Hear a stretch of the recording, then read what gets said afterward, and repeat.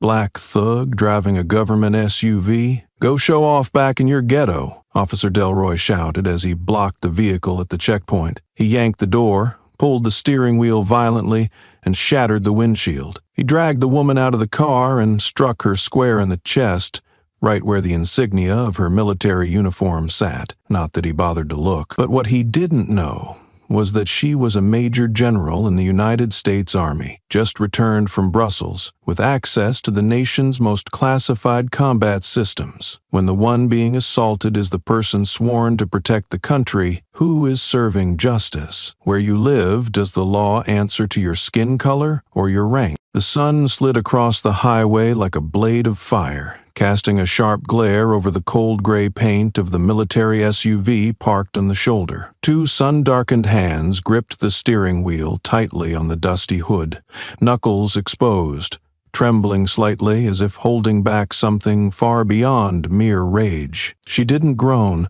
didn't breathe heavily, didn't resist. Black sunglasses masked her face, revealing only a rigid silhouette, completely still. No one knew what she was thinking, and that, precisely, was what Rick Delroy found offensive. The patrol car swerved hard into position, its rear tires scraping a red arc across the pavement. Rick stepped out, baton at his belt, gun dangling like an extension of his body. He didn't bother to greet or ask for papers. He walked straight to the window, rapped twice with his knuckle, then leaned in, his voice coiled, each word forced out like a threat. Were you hiding in there? Contraband or dignity? The woman didn't move. She sat still, lips pressed shut, her gaze behind the lenses locked forward. No blink, no nod, no defiance. And that silence. Silence alone, Rick snapped. He dropped his hand, grabbed the door handle, yanked it, then barked, "Out of the car, now!" There was no warrant, no reason, just a tantrum handed out for free to anyone who didn't please his eye. Rick tore the door open, seized the woman's arm, and pulled. She didn't resist, but her stillness made her feel like dead weight, like a bronze statue being toppled. He twisted her body, slammed her chest onto the hood with both arms. The force rocked the vehicle,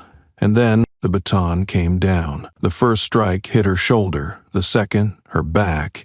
The third, Rick hissed through his teeth before smashing it into the left side of her face. A heavy thud followed. Not a scream, just the sound of bone against metal, of a human face slammed by unchecked authority. The hood dented beneath her, and in that dent, her bloodied face reflected, distorted, smeared, but with eyes still burning. A white woman across the street screamed. She didn't do anything. "Oh my God, you're beating an unarmed person." Rick turned, face flushed, not from shame, but from the interruption. He snarled, "Shut up, cheap liberal trash. Go raise your kid." And he bent down, picked up the sunglasses that had fallen from Aurora's face. He stared at them for a second, then dropped them to the pavement, grinding them under the heel of his black boot. No one hides their nature behind tinted lenses. The crunch echoed like the sound of shattered trust, not hers, but the witnesses who stood frozen, powerless. Aurora lay on her side, one half of her face pressed against the burning metal. Sweat and blood mixed into a thin stream, but her hand never let go. Even after being dragged out, even after 3 baton strikes, her fingers still clutched the steering wheel like it was the last thing anchoring her to herself. Her knuckles bled, deep red dripping down her wrist, each drop sizzling against the scorching asphalt. Rick said nothing else. He slapped the cuffs on, jerking hard enough to make Aurora stagger. But she didn't fall. She rose, inch by inch, like someone weightless yet made of iron. A gust of wind swept her bangs aside. In that moment, no one dared call her weak. She didn't need to speak. Her eyes, even without the glasses, sliced across Rick's face like ice. A man nearby reached for his phone to record, then hesitated. Not because he feared Rick, but because he hadn't yet summoned the courage to face the consequences of truth. But not everyone stayed silent. A student farther down had been filming from the start. No shouting, no commentary, just a quiet record of each blow, each footstep, each stomp on another person's dignity. Rick yanked Aurora toward the patrol car. He opened the door and shoved her into the back seat like tossing a sack. She didn't struggle, but her posture inside, too upright, too resolute, too misaligned with the image Rick wanted to project, unsettled him. "Be quiet now, ma'am," he muttered. "Everything you ever had don't mean shit anymore." He slammed the door shut. The metallic clang sounded like a verdict locking behind her, but not meant for her. People gathered. Some argued, some live-streamed, others just stared, like watching a wreck they knew would be catastrophic but couldn't turn away from. Aurora didn't speak, didn't need to. Blood trickled from her lip, baton marks still visible on her cheek, but her stare held something unspoken, something that crawled up the spine and stayed there. During the 8 minutes it all unfolded, Aurora said nothing. She didn't cry, didn't plead, didn't call for anyone, but the entire neighborhood heard something explode inside them. Not the baton, not Rick, but the sound of something long forgotten. Honor, humanity, or a long-buried awakening.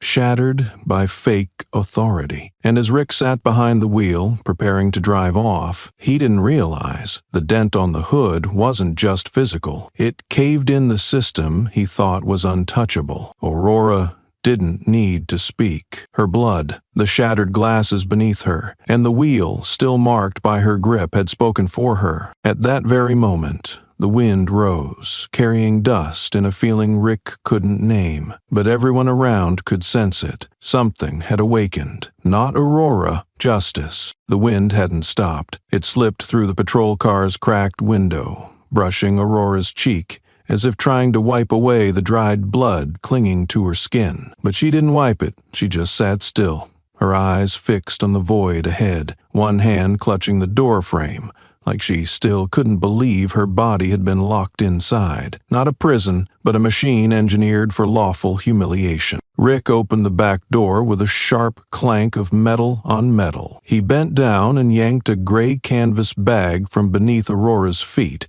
his gloved hands treating it not as personal belongings, but as evidence. He unzipped it with a huff of impatience, plunging his hand in as though rummaging through trash. One by one, personal items were flung out: a worn notebook, a pair of tactical gloves, a black laser pointer, until finally a small wallet made of rough leather. He snapped it open, flipped through the compartments quickly, and paused when he saw a hard plastic card with a gold border and a faint embossed seal of the Department of Defense. Rick sneered. He held the card up to the light, shaking his head. "You can make stuff like this on eBay." Then he let go. The card spiraled down, hit the asphalt with a cold metallic clack, and landed still, its corner stained with blood. Aurora stared straight at the card. She said nothing. No reaction, no glare, no wince. She simply opened the door and stepped out on shaky legs.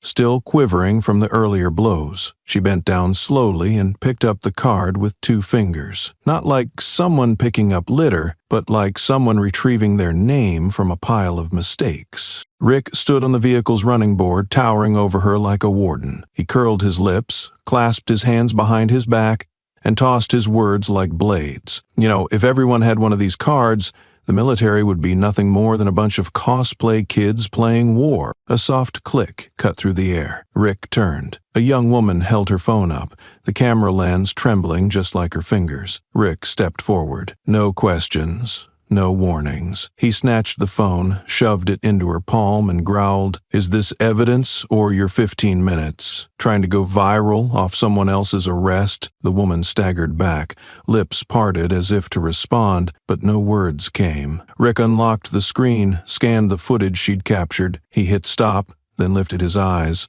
cold as steel, and flung the phone back toward her. "Next time you want to film, capture something worthwhile, like your people getting beat down for not obeying." Another patrol car pulled up across the street. The door opened. A young officer stepped out, glancing at the scene. Varola's still standing, blood still dripping from her cheek, the ID card smeared red in her hand. Rick stood 3 paces away, indifferent. The officer said nothing, didn't step closer, just stood by his car, hand on his hip, as if waiting for orders from someone who didn't exist. Aurora slowly turned around, her back straightened, her gaze aimed directly at the phone camera, still secretly recording from across the road. A sudden gust blew her hair back, and with it, the military ID slipped from her fingers, drifting across Rick's boots. A dry streak of blood followed its path, tracing a wound that hadn't closed. Rick watched the card spin and fall, and didn't pick it up. He stepped forward and crushed it beneath his black leather boot, pivoted, and walked away like he had just flattened a piece of trash. No one said a word, but a child standing across the street froze, not because of the blood, but because of the look Aurora had given that lens. A look without screams, without pleas, just silence, loud enough to choke him, as if he had just witnessed someone being destroyed, not by violence, but by the erasure of their humanity. Aurora bent down again and picked up the card for the second time. She didn't dust it off, didn't wipe the blood. She just looked at it, as if to confirm something beyond a name, beyond a rank, something called dignity. She tucked it into her inner coat pocket, buttoned it firmly, and walked toward the patrol car. She didn't look at Rick, didn't look at anyone. No one stopped her, no one spoke. The entire street felt wrapped in mourning cloth, where the one being beaten remained silent, and the bystanders lacked the right to speak for her. And Rick, he stood there, swallowed by a silence as heavy as stone, unaware that he had just stained something not easily scrubbed clean, the true face of the system he thought he represented. The sun was still blazing, but in Aurora's eyes the world had never looked colder. And then 6 minutes passed. 6 minutes where no one realized they were holding a fuse. 6 minutes of silence after violence, like still water before a flood. 6 minutes after a video, shaky and grainy, shot from no more than 30 feet away on an old phone, was uploaded to an anonymous TikTok account named @Justin4Change. 6 minutes. Then the tone of social media began to shift. No captions, no effects, no background music, just the raw footage. A black woman dragged from her vehicle, her face slammed into the hood, a baton striking her head, while her hand clung to the steering wheel like she was holding on to a world no one else would hold for her. In 6 minutes, the video surpassed 300,000 views within the first 12 minutes. The first comment was just one line. W. The second, someone say her name. The third, if this happened overseas, it'd already be a riot. 30 minutes later, the hashtag highway assault surfaced. An hour later, it topped trending on the East Coast. By the third hour, over 50,000 tweets, hundreds of reaction videos, and dozens of analysis threads, and amidst that chaos, a Reddit user named u/dogtugdecoder posted a long thread with screenshots from the clip, circling a faint insignia on the woman's shoulder. Someone replied underneath, "No way, you got X-ray vision?" But another user instantly uploaded a side-by-side comparison with U.S. Army rank patches. And then, almost immediately after, a comment appeared. Just 5 words. That's her, Aurora Maynard. The one who wrote it was at John The Eagle, a retired lieutenant general who served in the first Kandahar operation. The account was verified. Just one sentence, no elaboration, but it hit like a shot fired into silence. The internet exploded. The name Aurora Maynard flooded veterans' Facebook groups, military subreddits, and then spread into political commentary channels, even left-wing and right-wing meme pages. No one agreed on anything, but everyone knew that clip was no longer just about one act of brutality. A former Marine posted an Instagram story, black background, white text. If that's her, Rick just slapped every blood donor to the flag. Another video by a political YouTuber broke down the frame by frame. Left cheek swollen, blood streaming from the eye socket down her mouth. Still no words. I've never seen anyone take that and stand back up. That's not resistance. That's proof. She's been face to face with death before. Each platform reacted differently. On Twitter, young journalists began tagging the FBI. On TikTok, Gen Z users recreated Aurora's gaze. No words, no frown, just that stare. On Reddit, a thread emerged. Who is she? With over 2,000 comments in 5 hours. One read, I'm a former conscript. She saved my unit in Fallujah. If that's her, America owes her an apology. People on a law school Discord server, a senior professor dropped the clip in the general channel with a note. Case study for next week. Social media and resistance in the face of state force. And in the eye of this storm, Rick Delroy had no clue. He was sitting in a suburban kitchen with his wife, apron still tied around his waist. He munched on toast, laughing at the local news segment on TV. Officer Rick Delroy, decisive response to a non-compliant suspect during highway security check on Route 17. The anchor chuckled, tapped the desk, and added, the assertiveness of law enforcement, always a hot topic online. Rick took a swig of coffee, shook his head. Those people don't know shit. He didn't know that on the other side of the country, his profile was being pulled on multiple platforms. Didn't know that the image of him stomping on a military ID had become a meme with the caption, "This is how America treats those who protect it." Didn't know that kids who once played strategy games were now digging through military archives to trace the identity of that woman. Didn't know that in just a few hours, his name would no longer be tied to the phrase decisive response, but to an instrument of justice abuse. And Aurora, she still hadn't said a word. Her name remained unconfirmed. Her face was still just a bloodied blur in a 6-minute frame. But people began to understand. You don't need to scream to shake a system. Some fires make no sound, yet still burn entire structures down. They didn't know her name, but they knew this wasn't just a woman being beaten. This was a moment, one that, if ignored, might cost them the ability to ever again distinguish between what is right and what is a lie dressed in a badge. By the next morning, her name was official. It didn't come through a leaked report or from any major headline. It appeared in bold white text beneath a slide at an internal Pentagon press briefing. Aurora Maynard, Lieutenant General, United States Army, NATO Special Operations Commander, Military ID 1389. No one in the room could breathe. A communications officer's hand trembled as he flipped to the next slide, but no one was paying attention anymore. Those 6 words had already dismantled everything previously labeled a procedural mishap. Classified documents leaked almost simultaneously. A 5-Lear report, once marked eyes only, confirmed Aurora Maynard had received the Medal of Honor after a life-or-death mission on the Syrian border. She didn't just survive. She brought her entire unit back after 72 hours of encirclement. One line stood out. Refused helicopter evacuation. Remained in the trench with her team until safe extraction.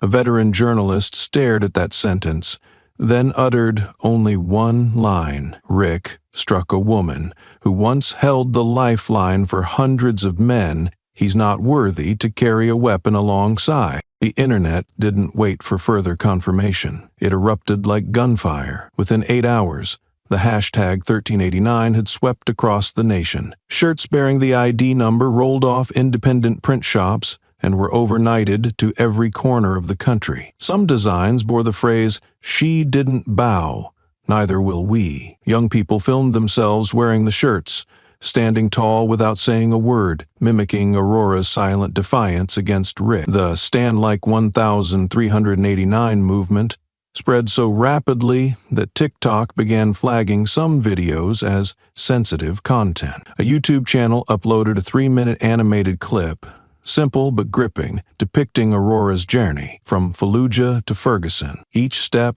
marked a battlefield: Kandahar, Mosul, Aleppo, then finally Highway 17. The video's title, From Fallujah to Ferguson. Over 2 million views in less than a day. The top pinned comment came from a user named @xpow_1994. I was a prisoner of war in Syria. The one who rescued me didn't speak, just handed me a bottle of water and led me through 4 kilometers of hell. That was her. Rick didn't hit a woman. He struck someone who once saved this country from war. Major news outlets began updating Aurora's profile. But they didn't run sensational headlines. They didn't write "female general assaulted." Instead, they quietly used a strange new phrase, "the woman who carries the shadow of the Pentagon," a nickname no one dared speak lightly, because it wasn't just a description. It was a declaration. Anyone who touched her had touched a chapter of living history. Only now did Rick Delroy realize what he had done. He wasn't laughing anymore. He wasn't speaking. He sat alone in his patrol car, scrolling through the endless stream of headlines on his phone, and for the first time in his life, he didn't know whether to feel anger or fear. One headline read clearly, "Aurora Maynard tipped for promotion to 4-star rank next year. Assault incident may serially strain trust between military and law enforcement agencies." But Aurora did not appear. No interviews.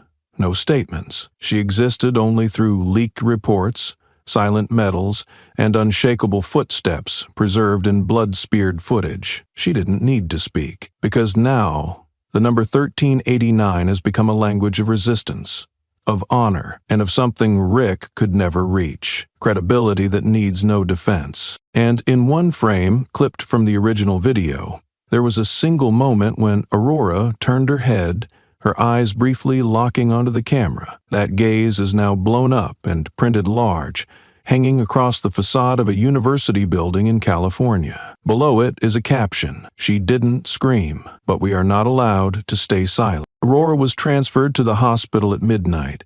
After receiving emergency treatment for injuries caused by a sudden blow, delivered in front of both a temporary military command post and civilian camera lenses. Her blood had touched the tiled floor once marked by the boots of generals, but no one dared bend down to wipe it, because everyone understood it wasn't just blood, it was evidence, it was a memory, it was a declaration. Aurora said nothing.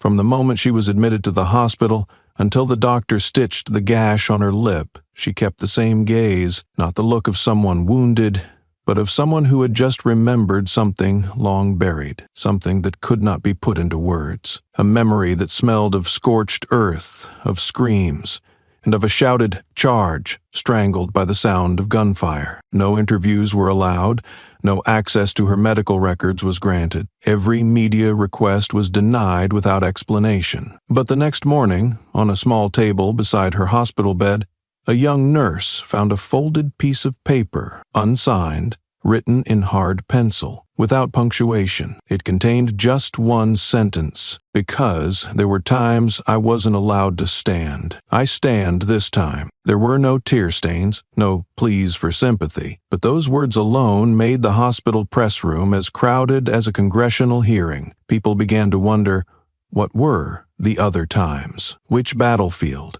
Which meeting room? Or was it the moment Aurora was forced into silence over a decision that bore no fingerprints but carried her name on the report? No one knew, but everyone sensed this time she wasn't stepping back. A war correspondent, passing through the hospital corridor by chance, captured a single moment. Aurora standing between two sliding glass doors not fully closed, backlit by sterile light, wearing a uniform shirt still unwashed, with dried blood streaked beneath her chin. Her expression wasn't one of pain.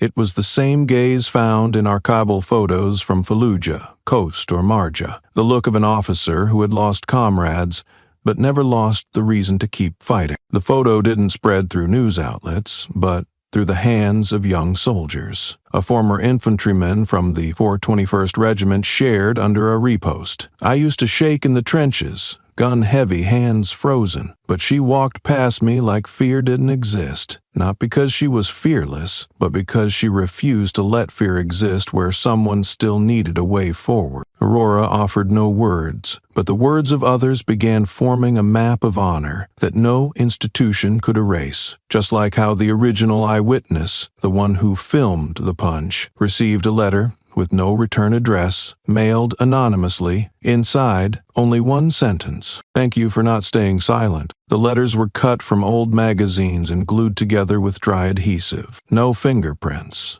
But the recipient understood someone was protecting him. protecting his right to tell the truth. Even if it wasn't beautiful, wasn't comforting, Aurora still made no statement. Instead, she signed a document delivered to her that very night, a decline to prosecute form. She refused any form of personal retaliation. She didn't want anyone cuffed on her behalf, didn't want anyone fired over a single strike. But she knew the very act of restraint would leave the system more rattled than any outcry. And then, as if a silent domino had been tipped, official responses followed, not because she demanded them, but because the public did, not by her will, but by the people's. An internal investigation was launched within 12 hours of Aurora's declination form appearing in the secure record system. No one had forced them to act, but it was the way she didn't demand that made inaction impossible. The national television network interrupted morning sports coverage to update developments at Central Military Hospital.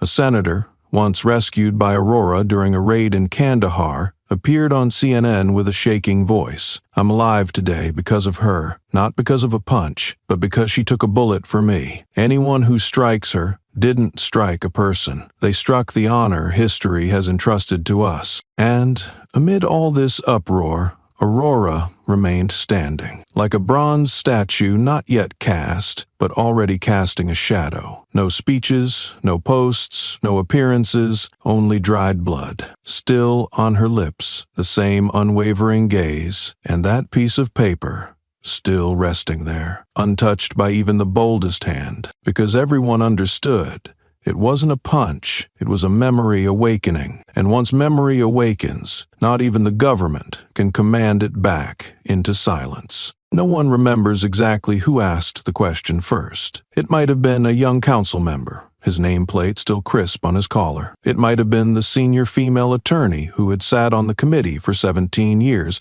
expressionless but never once looking away from the file. But what everyone remembers clearly is the opening line. If she weren't a lieutenant general, would her name even be mentioned? No one answered. No one wanted to answer, because the question wasn't directed at any one individual. It was aimed at the entire long row of officials seated beneath the white lights of the city council chamber, a place where every word was recorded, where every heavy breath could stir public outrage. Police Chief Edwin Blake sat at the center of the table, still in uniform, chest full of medals, but his forehead drenched in sweat, not because he was directly at fault, but because everyone knew no one fails alone in a system that works. Rick Delroy, the officer at the center of a week's worth of firestorm, was only the crack on the surface, but everyone was staring past the glass into the reflection behind it. A system that had enabled stayed silent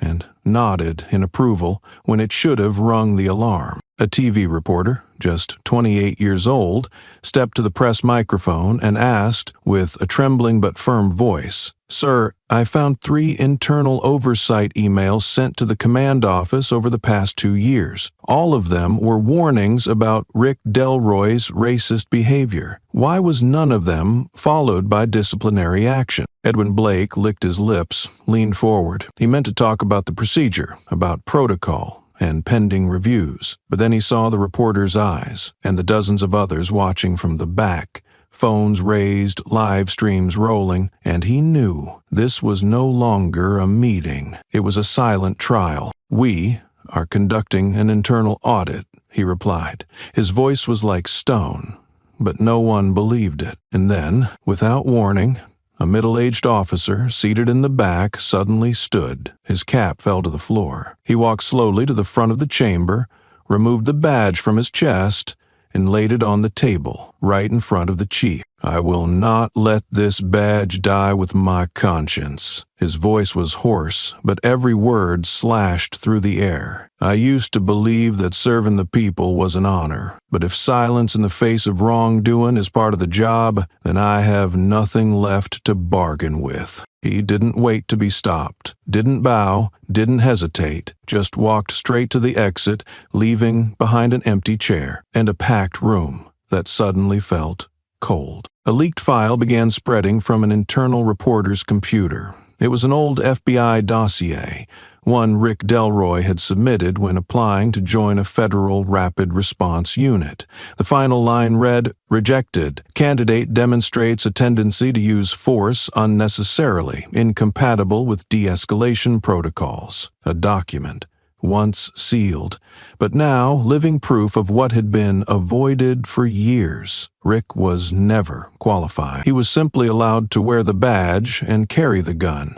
because that was easier than training someone to be better. Outside the police headquarters that morning, there were no chants, no speakers, no amplifiers, just over 20 high school students standing silently, each holding a handwritten sign, "I'm black too, and I drive an SUV." No slogans, no theatrics, just a slap in the face to every excuse ever offered at those press conferences. An official tried to reach for the mic to speak about reform, but the buzz of notification alerts drowned him out. News outlets kept posting new details from the leaks, testimonies from Rick's past victims, people he had insulted without legal grounds, witnesses who had seen him pull a gun over a look he didn't like. Every story wasn't just an accusation against Rick. It peeled back layers of a system that had shielded him for far too long, far too quiet. Rick had yet to surface, but his name no longer represented a man. It had become a symbol of a truth. Behind every abuse in the dark, some lights never turned on. People who knew but didn't speak. Reports that were folded and filed away. Justifications like, "It was just a momentary lapse." And at the far end of the chamber,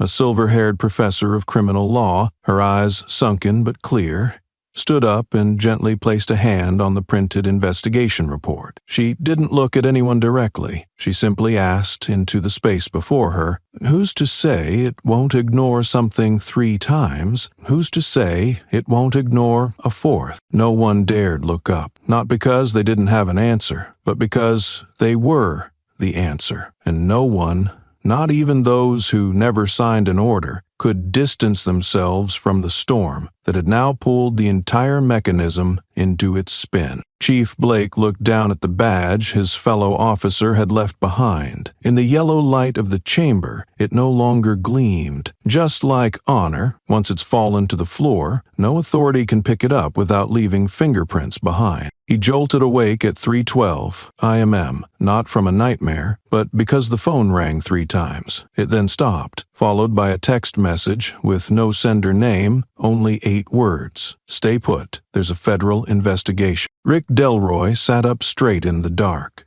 heart racing in irregular bursts. The room felt stifling, as if the ceiling had just dropped a few inches. He looked around. The cramped apartment, old wooden walls, the TV still glowing faintly with a replayed news broadcast. He couldn't recall what time he fell asleep, nor remember the last time he slept through the night. Maybe it was before his fist hit Aurora Maynard's face, or maybe it was long before, back when he still believed power was a weapon and the law just background noise. He touched his phone, thumb trembling slightly. The screen lit up with a breaking headline. Second video released. New angle shows Officer Rick Delroy slamming Lieutenant General Aurora Maynard's head into the hood before striking. The line dragged on, blunt, brutal, with no need for interpretation. He didn't remember anyone filming. He didn't think he had crossed the line.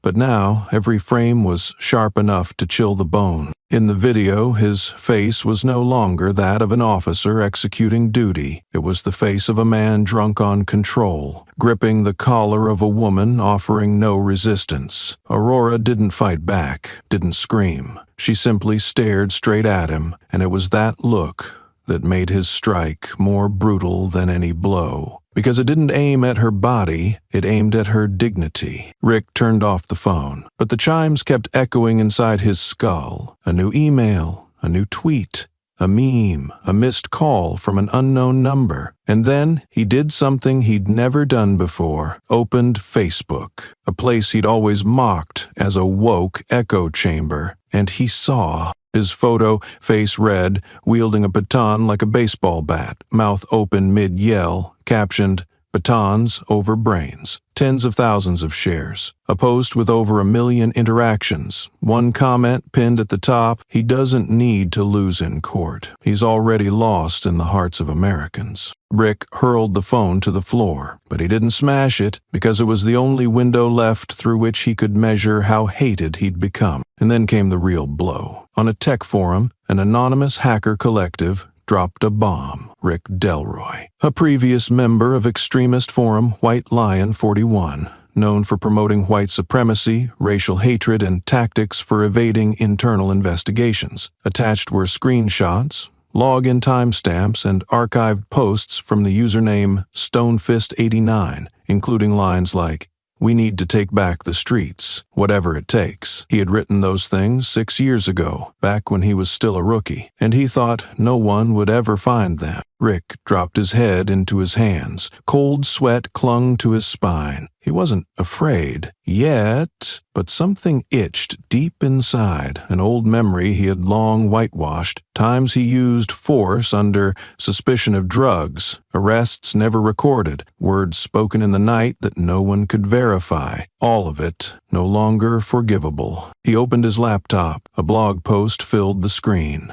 Title, "I Thought I Was the Only Victim." Author, Malik Thompson, a black man, now a PP teacher in Texas. The post recounted 2017, when Malik was dragged from his car in the dead of night on I-95 by Rick, jaw broken for speeding. The case had been buried, no camera, no one believed Malik, but now he had the trust he didn't back then, because now the entire nation had seen who Rick really was. Rick froze. His head throbbed, not from shame, but from rage. "I was just doing my job," he muttered. "They're the ones twisting everything." But then he stepped outside, and reality gave him no room left to lie to himself. He put on a jacket, pulled up his hood, and walked to the corner store, where he used to be greeted every morning with "Morning, Chief." But today, the shopkeeper turned her face away. A middle-aged white man holding a grocery bag stepped aside when Rick approached the counter. And then, a 6-year-old boy sitting in a cart behind his mother looked up, pointed at him, and asked, "Mom, is that the man who hit the American general?" The store went silent. Rick stood there, face paling, throat locking up. The mother pulled her son's hand gently, turned away, and didn't answer. But Rick knew the whole world had answered for her. He rushed out without buying anything. He didn't know where he was going. He didn't know who he still was, because everything that used to define him, the badge, the uniform, the authority, could no longer mask the name now attached to him, the man who struck General Aurora Maynard. And for the first time in 20 years, Rick Delroy felt something he had never allowed himself to feel, being looked at like he was less. Back at the apartment, he locked all 4 bolts on the door. The TV flickered with the morning news. Officer Rick Delroy, once calling himself a warrior for the law, now under federal surveillance. The anchor's final line cut clean, like a sharpened blade. "We don't need stronger men. We need better ones." Rick turned off the TV, but he couldn't turn off the voices in his mind, because for the first time, he didn't know who to hate, didn't know who to blame, because everyone was pointing straight at him. And the most terrifying part wasn't the public's judgment. It was when even he began to see himself as something beyond redemption. Darkness isn't always what kills a man first. What kills faster is the sudden flash of light aimed at a past he thought he had buried for good. And for Rick Delroy, that light didn't come from Aurora. It came from a name he believed had vanished from all records forever: Marissa A. Cole. 6 years ago, a rainy night in February, a black woman was dragged from her car in the basement parking lot of Jefferson Square Apartments. No ticket, no arrest warrant, no official reason recorded, just a brief line in the report: resisting law enforcement. Subject, uncooperative. She was admitted to the hospital with a swollen cheekbone, a dislocated shoulder, and a hairline skull fracture with no determined cause. Rick filed the report. Rick was also the only one with access to the basement security footage. The next morning, the surveillance system was reported malfunctioning due to moisture damage. Marissa didn't sue. Not because she didn't want to, but because no one would believe her. No footage, no witnesses, no proof that Rick had done anything wrong, except her face. And in a system where there's no ink on the paper, even blood carries no weight. But Aurora changed everything. Like an old splinter pushing back through the skin, Marissa's case was suddenly pulled out of the archives. An independent investigative team, commissioned by the state's attorney general, began combing through all records tied to Rick Delroy since 2015. On the third night of the investigation, they found a hidden data log documenting unusual access to the Jefferson Square surveillance system exactly 3 minutes after Marissa was placed in the patrol car. The access came from Rick's computer. Purpose: delete camera 4. Marissa's old injuries were sent to a forensic specialist. For 6 years, she had lived in silence, carrying the residue of a truth no one accepted. But now, the new cranial scans showed trauma inconsistent with Rick's forced statement that she had fallen down the stairs. The depth, the angle, the fracture pattern, they all matched Marissa's original account. He slammed my head into the car door 3 times, then told me to say I fell during a struggle. The report landed on the desk of senior investigator Marcus Bell, a man who had kept quiet for years, but this time had no more excuses. In front of a live camera, he looked directly into the lens and said, "If not for Aurora's case, these files would still be buried. And I have to admit, this wasn't just one man's failure. It was systemic." The press room felt vacated of air. A young journalist in the back row whispered into his recorder, "We built a checkpoint, but never checked who held the keys." Meanwhile, in another wing of City Hall, a 7-page report was unearthed. Inside was a list of 5 incidents directly tied to Rick, all dismissed. The reason: referred internally for disciplinary review, but there were no discipline records, no names of reviewers, only unsigned summaries, and a stamp that read, "Case closed." The question now stood clearer than ever. Who had protected Rick all these years, and why? Amid the storm, an old name resurfaced. Carl Behrman, the attorney who once defended Rick in Marissa's case, was now the one filing a formal petition with the Judicial Oversight Council to permanently remove Rick from the force. When asked why he turned on his former client, he offered only a dry smile. "Back then, I thought Rick was just a victim of public bias. Now, I know he used that bias to legitimize brutality. I'm not filing this out of bitterness. I'm filing it because I've realized I once enabled a monster who smiled before he struck." The press called the reopened case a stab from the past.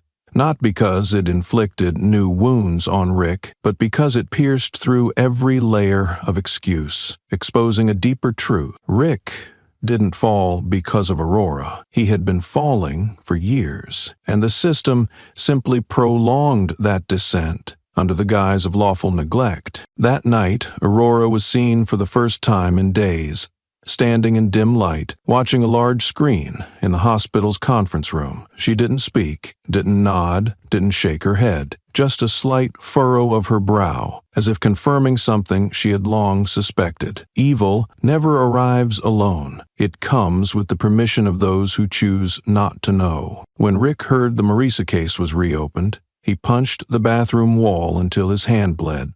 Blood streamed down his wrist. He screamed, but this time no one heard. No one defended him. No one stood by his side. He collapsed to the floor, back pressed against the cold tile, his hand still wet with his blood. And the first thing he felt wasn't pain. It was cold, cold from within. The kind of cold that settles into a man who once believed he was untouchable, only to learn that some things cannot be erased when it's history itself rewriting the file. Wednesday afternoon. No rain, but no one could forget the cold that seeped into every pore as the door to Defense Chamber 4 creaked open. Lieutenant General Aurora Maynard didn't walk in like someone arriving to speak. She entered as if each step was returning weight to the empty chair at the heart of the system, the chair long left vacant because people were too afraid to hear the truth. There was no introduction, no background music, no one is speaking on her behalf. Aurora stood tall in the center of the hall, uniform crisp, a small scar at the corner of her mouth not fully healed, and her gaze neither resentful nor confrontational, simply impossible to look away from. She didn't begin with any hollow expressions of gratitude. She didn't invoke Rick's name. She just spoke, her voice steady and slow, each word exhaled from lungs that once knew the taste of battlefield smoke. The first time I entered a combat zone, I was 26. Someone said I wore my rifle like jewelry. Another asked, "How do you plan to survive with shoulders that narrow?" I didn't answer, because I knew only those who survive have the right to tell the story. The room fell silent. No one moved. Every camera pointed at a woman who made no effort to dramatize, no attempt to rally, no need to shout, yet every word fired like a bullet piercing through the polished lies of those who had once sat there, blind by choice. I once stitched my wound in a trench. After our medic was killed by a blast 5 minutes earlier, I used tent thread, pulled a needle from the emergency kit, and had no anesthetic. I could still hear my squad screaming, but I didn't stop, because if I fell, there'd be no one left to lead them out. Her tone never shifted, still steady like a monitor in a trauma unit. But that very steadiness chilled the room, as if she was reading a history everyone knew had been torn from the record before it could be written. I once carried the body of a fallen comrade, his face nearly gone from shrapnel, back to his mother in Florida. I sat on her porch, urn in hand, and said I promised him if I made it, she wouldn't have to hear it from a Pentagon voice on the phone. She didn't cry. She just held my hand for a long time, and that was the first time after the war I didn't want to let go. An aging retired general, seated at the far right, once the same man who in a 2012 meeting barked, "Shut up, you don't understand strategy," at Aurora, now quietly asked permission to stand. No one told him to, but everyone understood. Some honors aren't held by sitting higher, but by knowing when to lower your head. Aurora didn't look at him. Didn't need to forgive. She continued, "The battlefield was never where I fell. It was where I learned how to stand. And when I returned, I thought I'd never need to use what I learned in a place that smelled like blood. But then I was struck, not because I was wrong, but because someone believed they had the right to strike. And I stood up, not because I was strong, but because I knew I couldn't let that become normal." Still, she never spoke Rick's name, not once, but each word she spoke carved into him, not with a blade, but with memories he would never be worthy of understanding. The man who hit me is not the one I fear. I fear what allowed him to believe he wouldn't pay for it. I call him the one who didn't know he just opened the gates of hell. But hell doesn't come from below. It comes from the silence of the highest seats. No applause, not because her words lacked weight, but because every hand was clenched, trying to hold on to her words as if gripping their spines. One senator wiped his glasses. A journalist set down his pen, understanding no headline could capture the gravity of that afternoon. Aurora glanced around once, didn't raise her voice, didn't bow her head. She ended with one final line, then turned to leave, as a commander might end an order not to command, but to awaken. We've sent thousands through war to defend this nation. Don't let the nation become the thing that teaches them to stand up all over again. No one dared call her back, because everyone knew her words required no reply. They only needed to be heard, and for the first time someone truly listened, not with ears, but with shame, with responsibility, with the cold that rises straight from a fractured conscience. Because today, it wasn't the battlefield that judged them. It was history. The moment Aurora's final words ended, America began to rise. Not in unison, not by command, but by instinct, of a people who had stayed silent for far too long, and now refused to sit another second more. Congress convened a special hearing within 48 hours after her speech. The Speaker of the House didn't hold a press conference.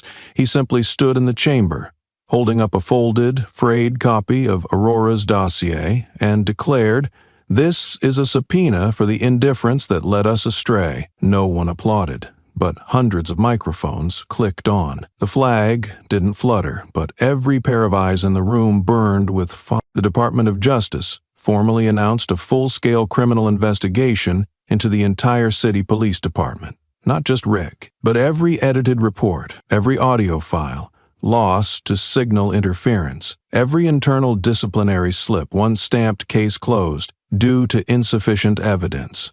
A department spokesperson stated plainly, "It's time we stop prosecuting individuals and begin holding accountable the systems that produced them." On the wall of a high school in Wisconsin, a 14-year-old white boy stood under the snow, holding a cardboard sign. "My child won't call them colored, he'll call them people." No camera crews, no teachers nearby, but the photo of that boy standing alone was shared over 1 million times in one day, because for a fleeting moment, America recognized itself again, not in strength, but in awakening. One national TV network refused to replay Aurora's speech, citing it as inconsistent with a neutral editorial stance. 3 hours later, over 100 brands, from banks to high-end fashion labels, announced they were pulling all advertising. A spokesperson from the country's largest electric car company said only, "If truth makes you uncomfortable, stop broadcasting lies." The network's stock dropped 6% in 2 hours, not because of the market, but because of morality. The hashtag "She Stood When They Didn't" surpassed 3 million uses in just 36 hours. No one needed to explain what it meant. No one needed to define the word stood, because it was no longer a verb. It was an imprint on the collective consciousness of a generation, that some had been silent because they were forced to be, and others because they chose the safety of silence. But now both stood together, because no one wanted their children to grow up in a world where a punch could be legalized and honor was put on layaway. A former president, who had dodged all statements on race throughout his term, posted a single tweet after nearly a year of silence. "Some rise for honor. Some are dragged up by guilt." No tags, no mention of Aurora, but the nation knew. It drew a line between those who chose to stand and those who only moved when pulled from the swamp they helped dig. Monuments, long ignored for decades, were now resurrected, not in stone, but in story. Citizens printed Aurora's speech and placed it at local police stations. A single mother turned that boy's cardboard quote into a t-shirt, sold 20,000 in 1 week. She donated all profits to the Black Veterans Fund, so that people like her never have to stand alone again. News anchors stopped reading scripts. They read her speech line by line as the declaration. No one called it an assault anymore. It was now remembered as a moment of reckoning, not because Aurora was struck, but because America finally realized they had seen this before, heard it, known it, but never spoke up. Now, they no longer let her carry it alone, no longer let her be the only one standing. Because dignity cannot be delegated, it must be reclaimed by the same hands that once let go. Aurora wasn't at Congress. She didn't need to be. She gave no speech, made no appearance, signed no petitions. But every step she had taken, every time she stood, every glance that refused to flinch, had made it clear to America exactly where they had failed. And for the first time in decades, the question was no longer, "Who is she?" It was, "How long have we been silent?" Because no blow can bring down a nation, but silence, it can. Aurora stood up, and this time, America did not sit back down. The faint hum of the recorder filled the opening seconds, 4 exact seconds long, just enough to make every listener feel like they'd stepped into a windowless room. Then came Rick Delroy's voice, not shouting, not raging, not losing control as some might have imagined. On the contrary, he spoke slowly, grinding out each word as if every syllable had been forged from the contempt that had long become his reflex. Black women only know how to shut up when they're beaten. Now they want to be generals. No rebuttal, no banging of tables. On the recording, Aurora said nothing. She simply sat still, and it was that silence that made Rick's words more poisonous than any bruise, as if he wasn't trying to destroy the woman before him, but the very meaning of her daring to exist at a rank he believed was never meant for that skin, that gender. The recording was leaked by an intern just 2 weeks into the job. He was seated one wall away from the interrogation room, hand trembling around his pen, eyes fixed on the dead red light of the camera indicator, and ears catching every word, unobstructed by any soundproof glass. In breathless panic, he activated the voice recorder on his phone, clutching it in his shirt pocket, like it was the only thing keeping his heart from falling to the floor. That night, he sent the file to a friend working at an independent news outlet, and by morning, the world knew the truth. No one questioned Rick's true nature after those 18 minutes and 21 seconds. No one blamed job stress, mental state, or circumstance to excuse the voice as cold and as sharp as a snake's, because it wasn't a slip. It was methodical hate, a kind of language that didn't need expletives to make your spine crawl. This department is for real cops, you're just a social accident in uniform. That sentence was cut out, looped in news segments, replayed on national airwaves as psychological evidence of a system that had groomed, institutionalized hate. Anchors offered no interpretation. They didn't have to, because Rick's voice had incinerated every possible defense. He didn't deny it, not once. When questioned by Internal Affairs, Rick sat back, eyes half-lidded, wearing a faint smirk, the smirk of a man who knew he had nothing left to lose and so had nothing left to hide. "They're just offended by the truth," he said, soft, even, as if reading aloud a memo from memory, not to explain but to provoke. That sentence, replayed during the Human Rights Commission session, made one commissioner quietly put down his pen mid-hearing. A veteran journalist removed his headphones and left the room without a word. A black congressman, long inured to sarcasm, typed a message into his phone. "It's not that this is new, it's that we let it live for too long." The interrogation room had no active cameras when Rick spoke those words. He had requested a system maintenance, but sound cannot be erased. The recording endures like a mirror held up to the truth the system spent decades avoiding, that it wasn't just misconduct, it was tone, cultivated in those who believed a uniform was a license to bypass morality. Aurora never commented on the recording. No statements. No media responses, but in one photo taken as she passed Capitol Hill, sunlight casting across her faint scar, people noticed she was holding an old leather notebook. Public records later confirmed it was her original field report from the 2018 Mosul campaign, written by hand after 3 days of silence following a comrade's death, with all communication equipment destroyed. Aurora's silence has never been a weakness. It is the echo of discipline, of restraint. And now, that very silence is what chokes Rick's arrogance, without a single word of rebuttal. The upcoming hearing needs no witnesses, only the tape. And in that room, no one will be able to deny that the man once called a police officer is, in truth, a dangerous product of a system too afraid to face itself. Rick Delroy didn't fall because of a punch. He collapsed under the weight of his voice, a voice devoid of remorse. And sadly for him, this time, there wasn't a single ear in America left willing to hear it again. That morning, the mist had not yet lifted from the white stone steps leading to the National War Memorial. The first light of day slanted gently, not radiant, but enough to cast a soft glow across the engraved names of the fallen. Against the gray stone backdrop, Aurora Maynard stood alone. No security, no aides. No one was beside her. She wore her uniform neatly, arms resting at her sides, face bare, expressionless. The wound on her left cheek had not fully healed. The skin across her cheekbone was taut, brushing against a fine, reddened stitch. But it wasn't the injury that stilled the breath of onlookers. It was her eyes. Not looking up, not looking down, she stared straight ahead, at a point invisible to everyone else. Somewhere between the names etched in stone and the rising sun behind her back, that moment wasn't a news cycle shift. It was a rupture in the timeline, and a photojournalist, merely passing by to shoot a Soldiers Coming Home series for a yearly magazine, happened to lift his camera. He said nothing, called no name, asked for no permission. He clicked the shutter once. No angle adjustment, no lens change. Then he stepped away. 3 hours later, the image appeared on the front page of every major newspaper in America. No caption, no quotation marks, no need for location or time. At the bottom of the photo, in faint type, was a single word.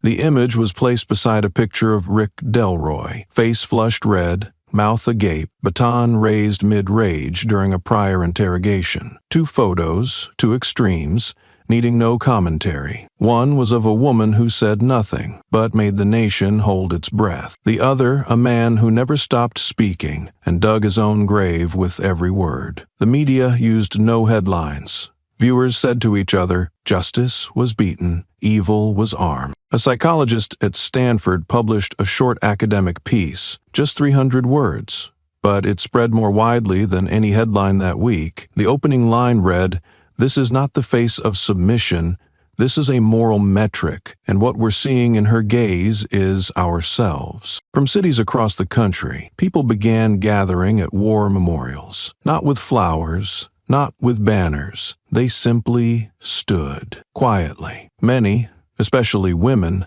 began mimicking Aurora's stance from the photo, standing upright, expressionless, arms resting gently, eyes fixed on the horizon. A high school student in Minneapolis, when asked why she stood that way, replied, "Because she stood for those who no longer can." The movement spread like a slow haze, without organizers, without leaders, but everyone knew its name: stand still. No forceful verbs, no calls to action, just a single frame. In days, photos surfaced nationwide of people standing in front of monuments, walls, schoolyards, hospital corridors, replicating the exact posture, the tilt of the head, the gaze. Nothing dramatic, but everyone knew they were trying to imprint an image that no longer belonged to a person, but to the memory of a nation that once stayed silent, once bowed its head, looked away. Now, they stood.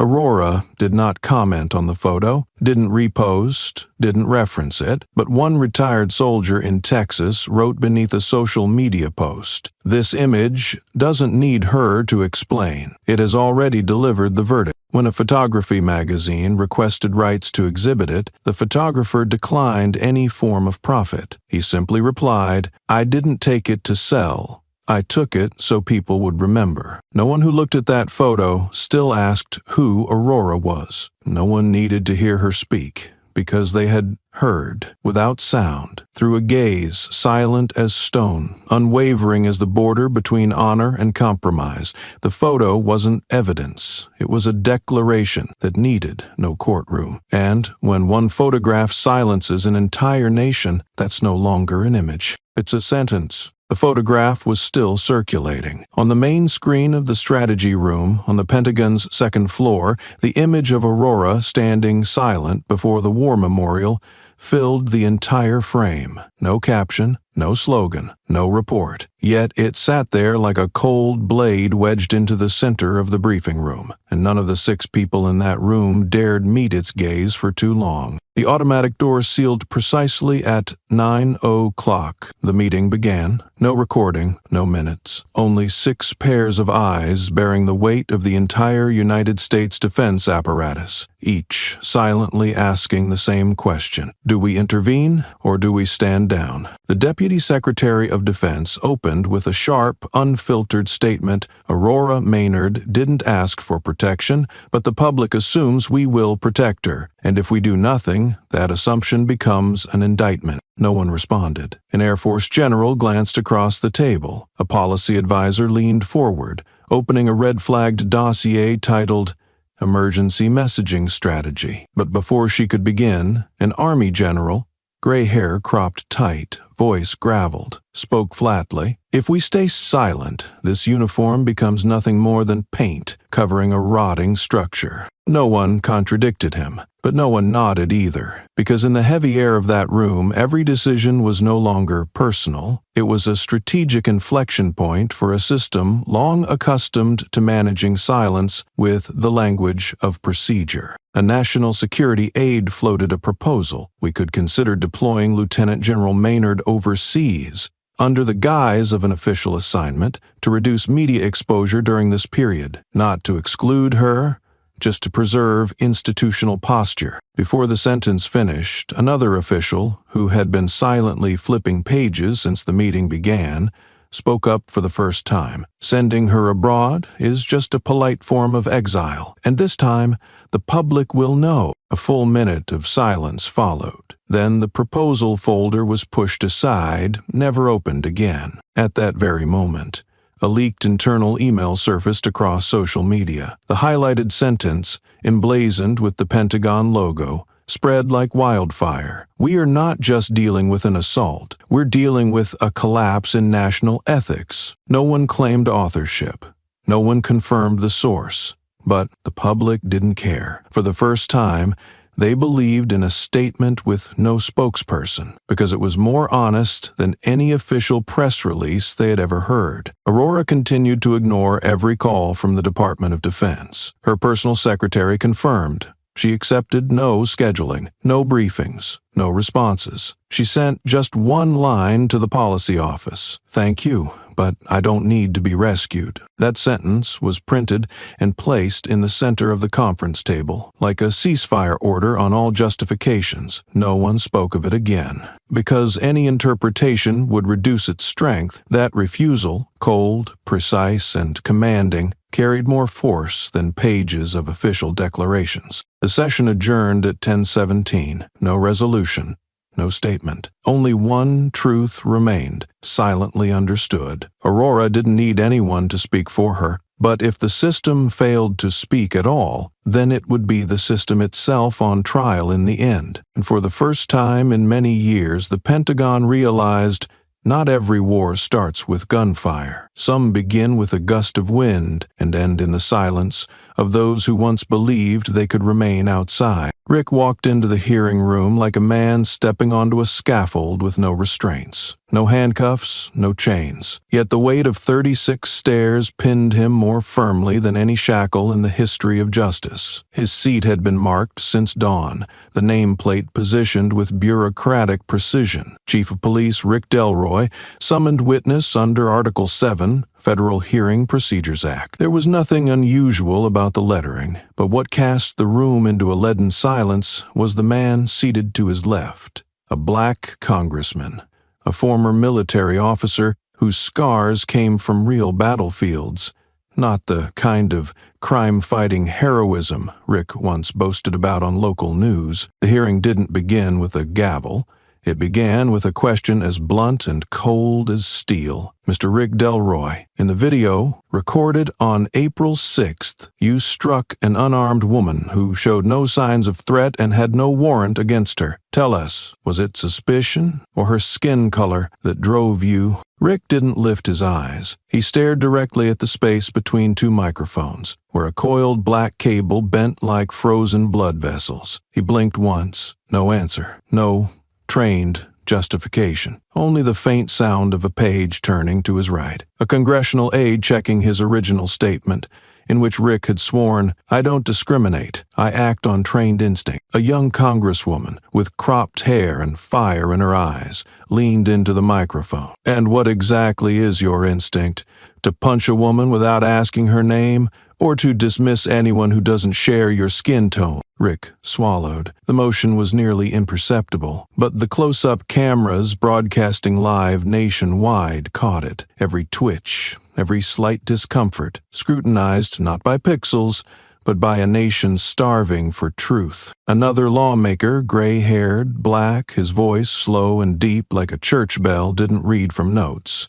He simply looked up, met Rick's gaze, and said, "I'm not shocked by what you did. I've seen worse, back during Jim Crow. But one thing I can't stay silent about is how you looked at her. Not like a citizen, not even like a suspect, but like an object. like something unworthy of existing. That look, it's not listed in any report, but it kills justice just the same. No one added a word. The room froze. Rick shifted slightly in his seat, but he didn't dare pull the microphone closer, didn't dare speak, because he knew whatever came out of his mouth now wouldn't be a defense. It would be a revelation, and he had no words left to mask the hollow core of a man who once wielded the law to replicate hate. At the back of the room, footsteps echoed, not hurried, not theatrical, no announcement, just the soft tap of a polished black shoe on marble, like the tick of a countdown clock. Aurora Maynard entered. No insignia, no rank, no introduction, but everyone stood, not out of protocol, but because the moral gravity of the woman who entered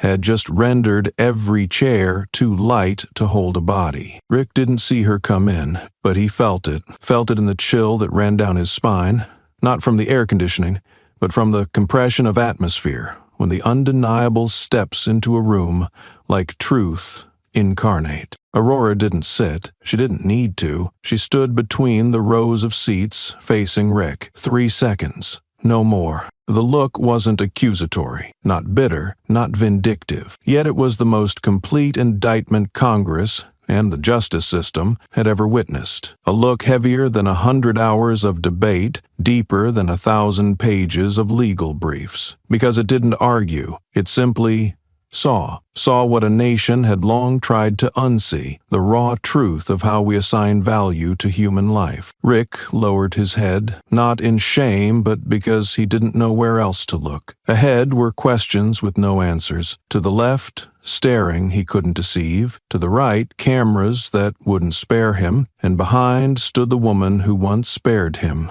with her silence, which now made forgiveness impossible. Rick pulled out a handkerchief. For the first time during the entire hearing, his hands trembled. Not from pressure, but because his body had lost the ability to resist the force of conscience. He touched his forehead, not with the sweat of a man under questioning, but with the perspiration of someone realizing honor doesn't come from authority, but from how you face the truth when you have nothing left to cling to. Aurora turned and walked away. No one stopped her. No one dared say, "You're not permitted to speak," because they knew she didn't need to. She had spoken the moment her gaze shattered Rick's defenses and left a void no title, medal, or excuse could ever fill. The hearing continued, but nothing was heard the same. Every voice afterward was just an echo in a chamber whose center had already shifted. Amid the flood of words, only one thing remained: the silence of a guilty man confronted by the presence of a justice he had never believed was real. The chair Rick sat in was no longer a witness seat. It had become a prison, held not by bars,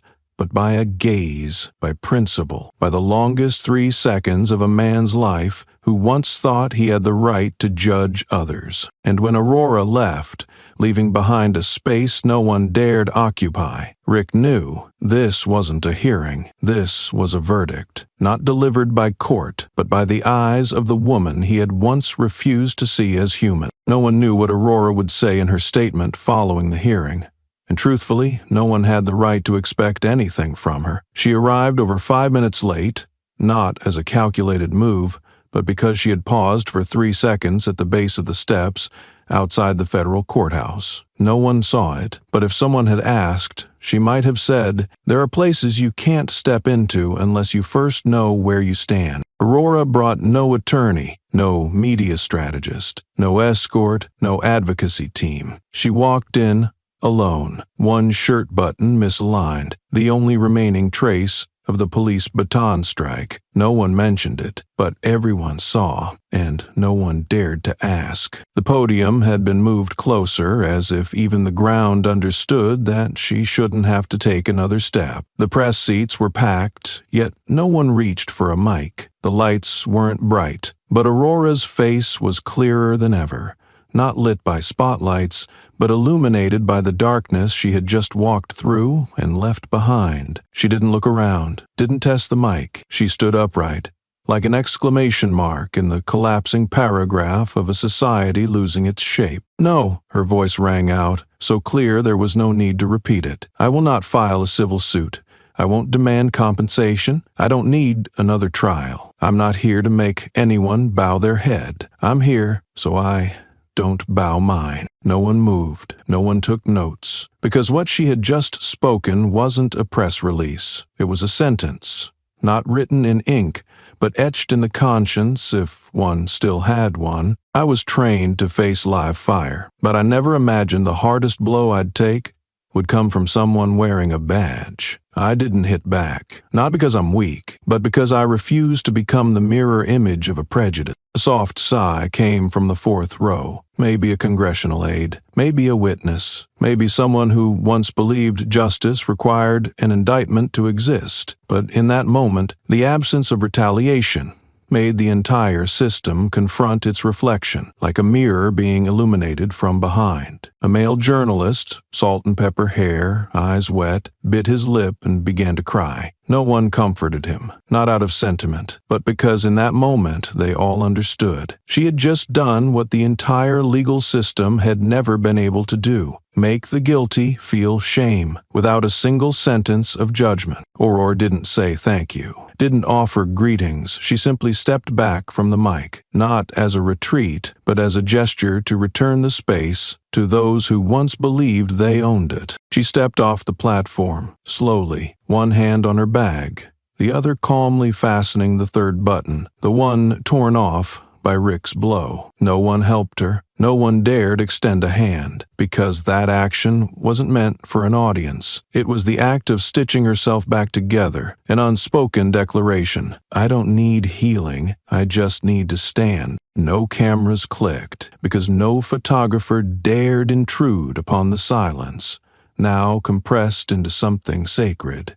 The image of Aurora, chin high, buttoning her shirt, spine straight as moral code, became a declaration no courtroom had the right to author. One longtime lawmaker in the front row, who had served 3 terms overseeing judicial budgeting, leaned to the person beside him and whispered, "I fear the quiet ones, because they dismantle systems without raising their voices." And so it was. Aurora left the hall, no farewell. No demand for justice, but also no permission for anyone to believe their obligations were over. No one escorted her, but everyone stood, not out of respect, but because they could no longer sit when faced with the thing that made them ashamed of themselves. She didn't need to sue, because the wrongdoer had already been unmasked in the court of public opinion. She didn't need damages, because every excuse uttered by the system had already become a debt of honor it could never repay. She didn't need to win a trial, because she had done what no one else had, walked through fear without letting it bend her spine. Aurora Maynard said nothing more, but every step she took out of that courthouse was a hammer nailing shut the coffin of a justice system that once believed itself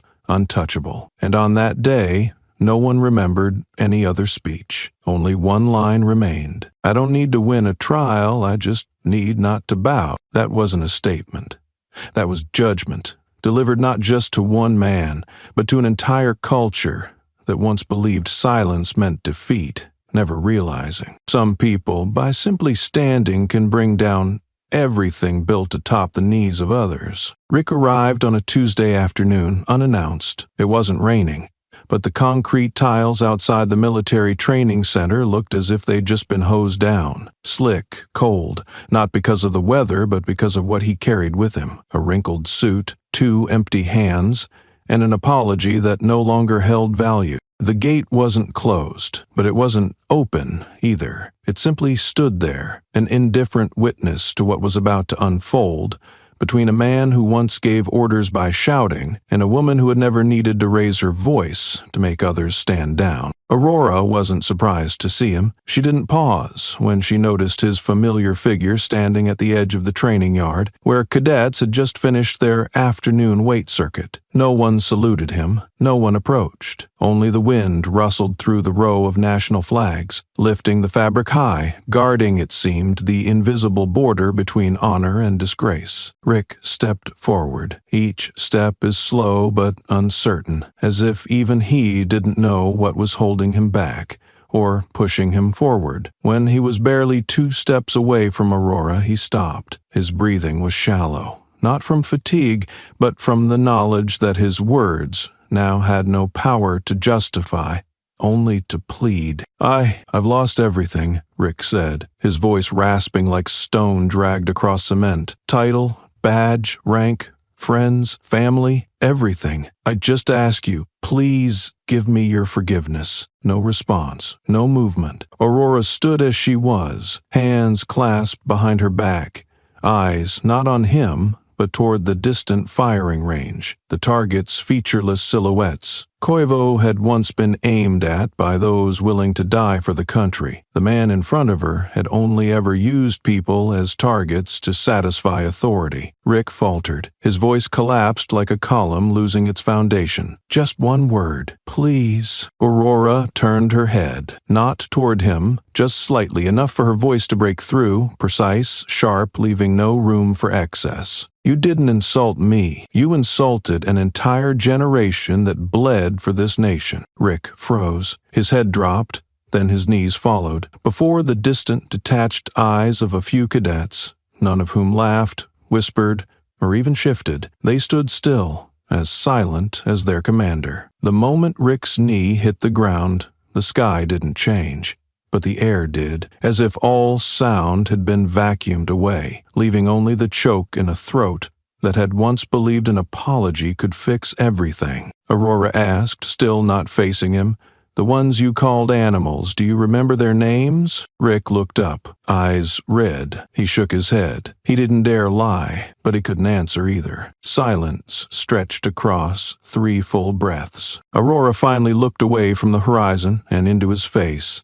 For the first time since he'd entered the gate. Her gaze wasn't searing, wasn't furious, but it cut so clean that Rick had to look away, as if it had sliced without spilling blood. He reached out, trying to touch her hand, not out of malice, but out of desperation, afraid she might leave before saying more. But Aurora withdrew her hand, not forcefully, no extra motion, just a simple recoil, and his entire frame crumpled like a severed bowstring. She spoke one last time. "Want redemption? Start by remembering who they were." Then she turned her back. Rick remained kneeling. No one told him to stand. No one helped him up. Aurora walked away as if she had never stopped, as if no one had just begged before her, as if the deepest humiliation one could suffer wasn't to be refused, but to be ignored. And Rick understood. In the most belated moment of his life, some silences cannot be broken, not because they're cold, but because they carry a verdict that requires no signature, no reading aloud, and no witness other than the conscience of the one who's guilty. The sky wasn't gray that day, but no one felt any light. The makeshift hall erected in the city square was draped in black cloth, with overhead lights casting down a sterile white glow, not to honor, but to expose. The police department's public apology began on time. No delays, no justifications, and most notably, no expectation of forgiveness. 3 high-ranking officers stepped onto the stage. Uniforms crisp, not a wrinkle in sight, yet their eyes sagged under the invisible weight of every medal pinned to their chests, like lead stones tied to the words they were about to speak. The first to read was the Deputy Director of Internal Affairs, his voice stiff, dry, unembellished. "We bow our heads to the victims who were violated by the very force sworn to protect them. We didn't listen, we didn't see, and worse, we chose to look away." No applause, no interruptions, not a single cough, not even a nod. The entire hall, nearly 300 people, was silent as a cathedral on Easter night. But no one prayed, because prayers are for the living. This was a funeral for moral clarity, buried with a eulogy made of official words. The second speaker, a woman with salt and pepper hair representing the Office of Justice, held a sheet of paper but didn't read from it. She spoke slowly. "I signed off on many arrests, never knowing some were thrown to the ground not for what they did, but for the color of their skin. I don't ask to be forgiven, but I do ask to face it, because if the system never looks in the mirror, every signature we write is just another blind replica of the same mistake." Someone in row 8, wearing a white coat, with a medical badge half peeling off, pulled out a tissue and covered her mouth. Her tears didn't fall. They pulled back. When the camera panned her way, she whispered, barely audible, "I once bandaged one of Rick's victims, but no record was filed. I wrote the report. I was told to let it go. I did, and I've never forgiven myself." No one comforted her, not from apathy, but because, in that moment, no one felt worthy enough to comfort anyone. The air was filled with a verdict unspoken. No gavel struck, yet it hung above like a ceiling without beams, ready to collapse on anyone foolish enough to say, "It's all in the past." The third speaker was the acting police chief. He walked straight to the podium, then paused, saying nothing at first, only gazing toward the back rows. There, a young girl stood, holding a handwritten sign, "Dad, don't talk." He stood silent for a few seconds, then nodded, not to the crowd, but to his daughter. He spoke not like an officer, but like a father. "I once believed my rank was a fortress, meant to shield, to protect, to control. But today I understand no fortress is strong enough if built from the silence of those in power." When he stepped away from the podium, still no one rose. The entire room seemed frozen in a surreal tension between repentance and exhaustion. The plastic chairs groaned, not under human weight, but under the burden of truth. When it came time to display the names of victims, a giant screen behind the stage lit up with a list. No photos, no flowers, just names, dates, and the status of each case. Midway through, a singular line appeared. "Aurora Maynard, assaulted, yes. Defeated, no." The line didn't blink. No background animation. Yet it shone brighter than anything else, like a deep slash across the funeral shroud of the entire ceremony. No one dared utter, "She's a symbol," because to say so would reduce her pain to a tagline, and Aurora had never asked to represent anyone. She simply never bowed, and that no one could do for her. As the screen dimmed, the only sound was the wind slipping through gaps in the tent canopy. It carried with it the metallic scent of microphones, the plasticky smell of signage, and somewhere in it, the dry sting of reports once stamped insufficient evidence. No applause, no need, because forgiveness, if it comes, doesn't arrive to the sound of clapping. It arrives only after those in power stop seeking praise and begin learning how to silently listen as their failures are recited back to them, not to relive the past, but to force the present to kneel. And on that day, the entire system stood at the podium, but none could lift their head because the one who had been beaten, misnamed, dismissed, was the only one who didn't need to stand there, for everyone else to realize they'd bowed to the wrong person all along. The third civics period of the week didn't begin with roll call, nor with the usual reminders about the upcoming exam. That day, on the projector screen in classroom 9C of a public high school in Maryland, a quiet but striking sentence appeared. Today's topic, a posture that did not bow, the Aurora Maynard case. There was no murmuring. No one asked, "Who is she?" Most of the students had heard the name somewhere through a short video, a tweet, or an old photo that circulated during Black History Month. But this was the first time the name had appeared officially in a textbook, page 147, under the section titled Peaceful Acts of Civic Resistance. The teacher, Miss Sanders, didn't give a long speech. She simply opened the textbook, allowing the screen to project the exact frame, a black and white image, Set on a stone-paved plaza, a woman standing upright. Her shadow stretched long until it touched the base of a monument engraved with the names of black soldiers who had fallen on foreign battlefields. Below the image, the caption read only 8 words, a stance more costly than words. No one volunteered to speak first, not out of confusion, but out of a shared fear that they might say something inadequate or unworthy of what they were witnessing. Eventually, a boy near the door raised his voice. He wore glasses, his hands placed neatly on the desk's edge, his eyes free of doubt. Just simple sincerity. If she hadn't resisted, would we be learning this? The room went still. A girl behind him gently set down her pen, as if she had just silently asked herself the same thing. Miss Sanders didn't respond right away. She walked to the board, lightly brushed her fingers across the projected screen, not to erase anything, just a reflexive motion from someone trying to shorten the distance between teaching and truth. She didn't resist with words, she said, her voice low. She resisted by standing still, and that stillness forced an entire system to bow. The atmosphere in the classroom wasn't heavy, but something settled. It wasn't grief, nor was it tension. It was the awareness felt by young people realizing, perhaps for the first time, that history doesn't always need guns, blood, or screams. Sometimes it just needs one person to stand at the right time in the right way and not step back. The lesson didn't last the full period, but no one asked to leave, no one requested a break, and no one wanted to go home early. They simply sat there, staring at the image, not out of curiosity, but because they understood this was no longer a story about a woman who was assaulted. It was a message directed at them, students learning about honor through the failure of a system. Outside the classroom, news channels ran coverage.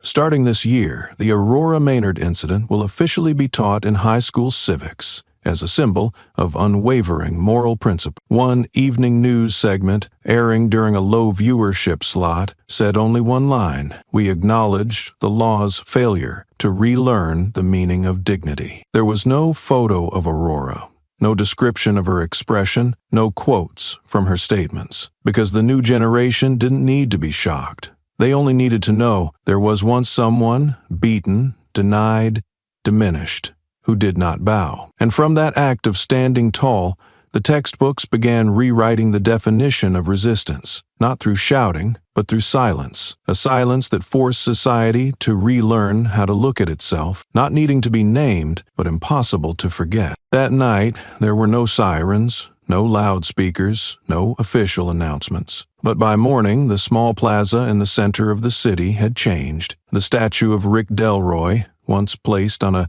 2.5-meter high pedestal, set in gray stone, was gone. No signs of vandalism, no cracks, no tire marks. Only the bare concrete base remained, its 4 rusted bolts staining the surface like wounds that would never heal. A vertical void stood in the square, silent and cold, like the city had just cut out a tumor and was now quietly waiting for the scar to form. The metal plaque behind the statue, once engraved with the phrase "Resolve is morality in law enforcement," had been torn vertically in half. One side lay slanted over a flower bed, carried by the wind, while the other had fallen face down on the pavement, right at the spot where, years earlier, students had been brought here on field trips to take commemorative photos. There were no hammers, no protests, no chants. Rick's statue wasn't toppled. It was forgotten. That morning, a few local reporters were present, not because they were assigned,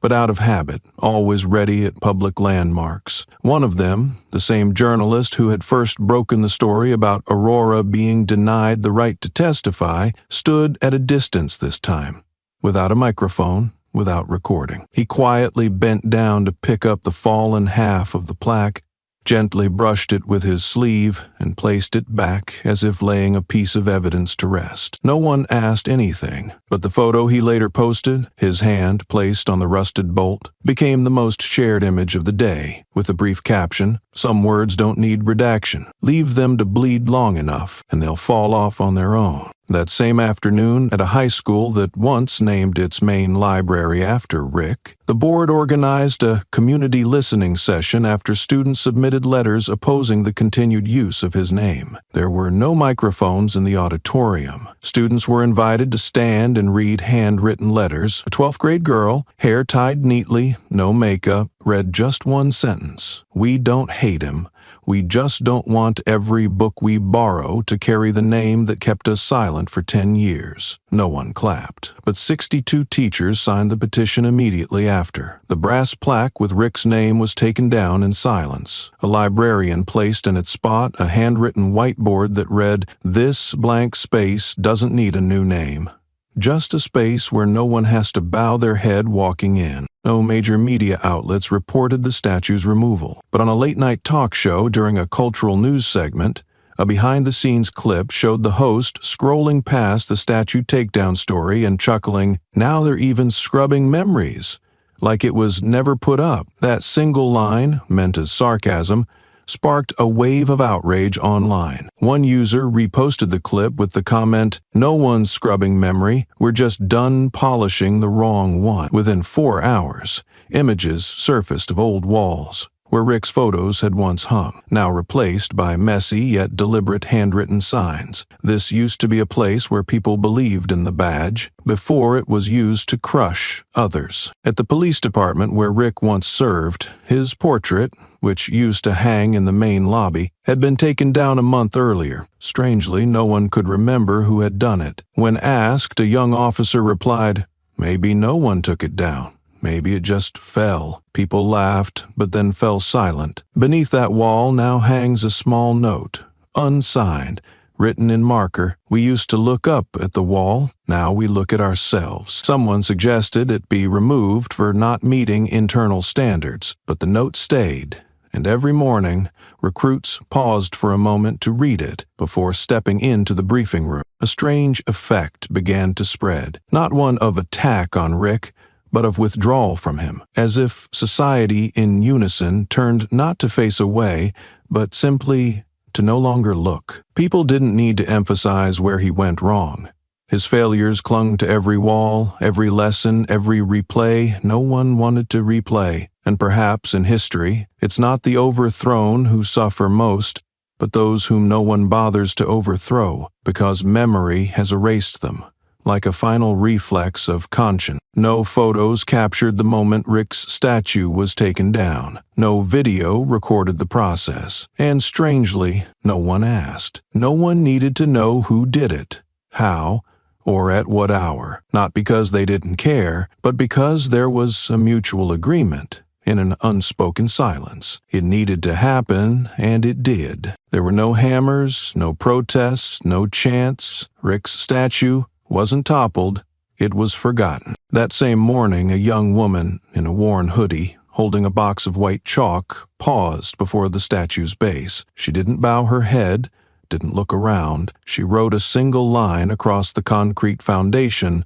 where the rectangular imprint of the statue was still visible. Someone used to stand here. And then no one wanted to remember. No one stopped her.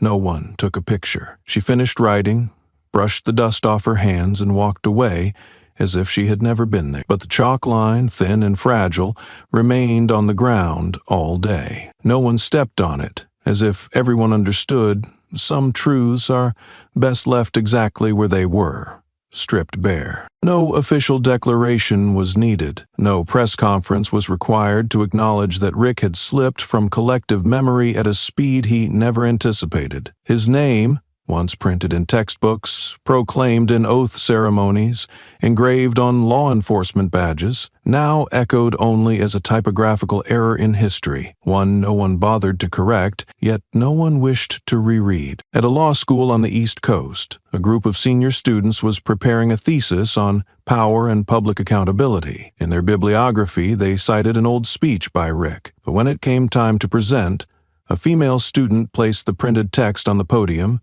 held up a red pen, and read each line as if delivering an indictment. He spoke of honor, while staying silent when his officers assaulted civilians. He preached ideals while falsifying internal reports to protect himself. She didn't conclude. She just laid the pen down and asked, "What have we learned from someone like him?" The room fell silent, not because no one had a rebuttal, but because no one believed there was a reason to offer one anymore. In another city, the annual law enforcement conference proceeded as usual, but the photograph of Rick that once hung in the main hallway had been quietly taken down without explanation. The vacant space was replaced by a generic propaganda poster. Responsibility doesn't lie in the uniform, it lies in the person who wears it. A bland, outdated slogan, harmless on its own, but unsettlingly poignant when placed precisely in the spot Rick once occupied. People walked past without stopping. No one mentioned it, but an old officer with silver hair paused for a long time. He murmured to a colleague, "What's chilling isn't that his picture's gone. It's that no one cared to keep it." Even the school Rick once attended, a high school that had erected a bronze statue in his honor during his early days as head of internal security, quietly erased his name from the distinguished alumni list on its website. No announcements, no footnotes. But students noticed. A group of seniors from the Creative Club printed the image of the now empty statue base and pasted it on the hallway wall, scribbled with the line, "We don't study to become famous, we study to avoid being forgotten like that." Institutions that once received funding from the Rick Foundation also changed their names en masse. A community cafeteria replaced its old signage with a new board, not bearing the name of any organization, just 4 simple words: "Eat in peace of mind." When asked why they removed the acknowledgement, the manager replied, "People used to eat because of his money. Now they need to eat without shame." No one laughed, no one argued. But that day, the food line was 3 times longer than usual. Then it was the powerful institutions that spoke, not through speeches but through erasure. One law enforcement training center that had once used Rick's lectures as instructional standards sent an internal memo to faculty requesting that they temporarily suspend all direct citations from materials related to Mr. Rick Delroy to avoid unnecessary controversy in the current climate. No one objected. No one brought it up. Consensus had never arrived so swiftly. A senior professor, who had once sat beside Rick during curriculum reviews, pulled a pen from his chest pocket, gently tapped the reading list, crossed out 3 titles, and whispered, "A wrong lesson can be corrected. But if we were wrong because we trusted the wrong man, then the fault belongs to all of us." The evening newspaper came out earlier than usual. On the front page, beneath a photo of the now vacant plaza where Rick's name used to be, ran a single headline: "No one toppled Rick. He toppled himself,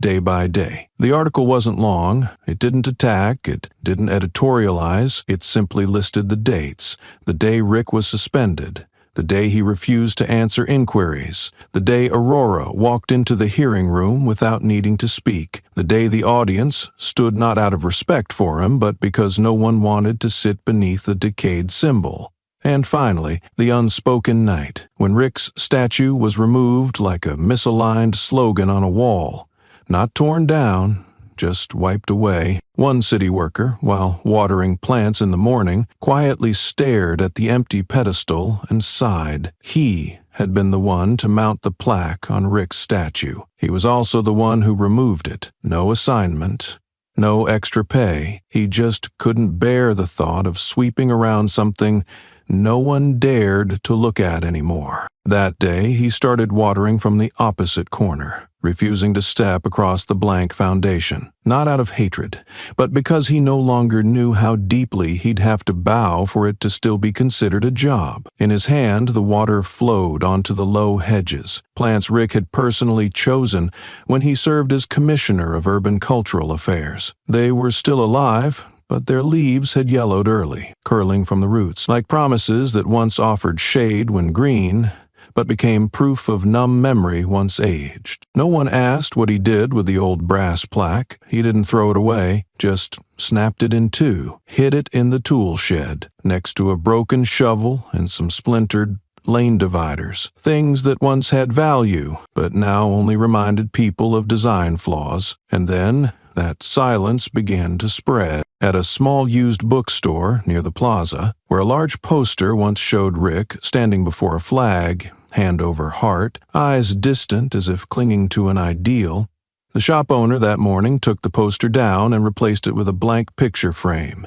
No explanation. But when a customer came in looking for a law book, he quietly pointed to the empty frame and asked, "If those who teach law bow to power, should we still bother printing law books?" That sentence was recorded by a law student accidentally, but the recording was shared with the caption, "Justice doesn't need to be torn apart. It just needs people to stop printing more of it." Within one night, more than 8,000 shares followed, along with dozens of photos showing textbooks with Rick's name crossed out in red ink. No campaign was launched, but everyone understood some things don't deserve to be on paper, no matter how polished the hardcover used to be. Shortly after, a civil museum in the neighboring state reposted archival footage of the ceremony, where Rick's statue was unveiled, where he spoke about law enforcement ethics as a straight line that cannot bend. The video wasn't edited, but this time people listened more closely, and they realized when Rick said that line.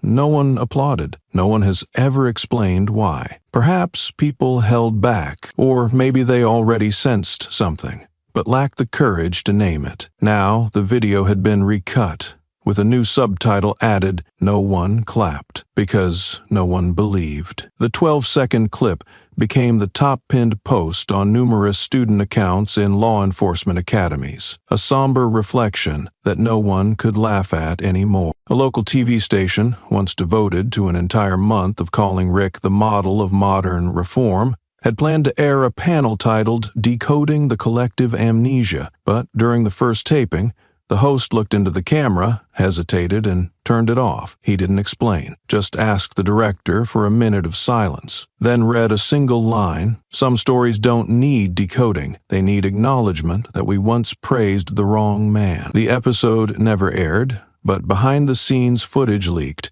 and the clip of him bowing before the lens was re-uploaded to over 70 platforms, each under different titles, but all echoing the same sentiment. Apologies don't need perfect timing, just the right target. A group of high school students, whose school had once hosted Rick as a guest speaker, took down his portrait from the legacy wall themselves. No shouting, no request.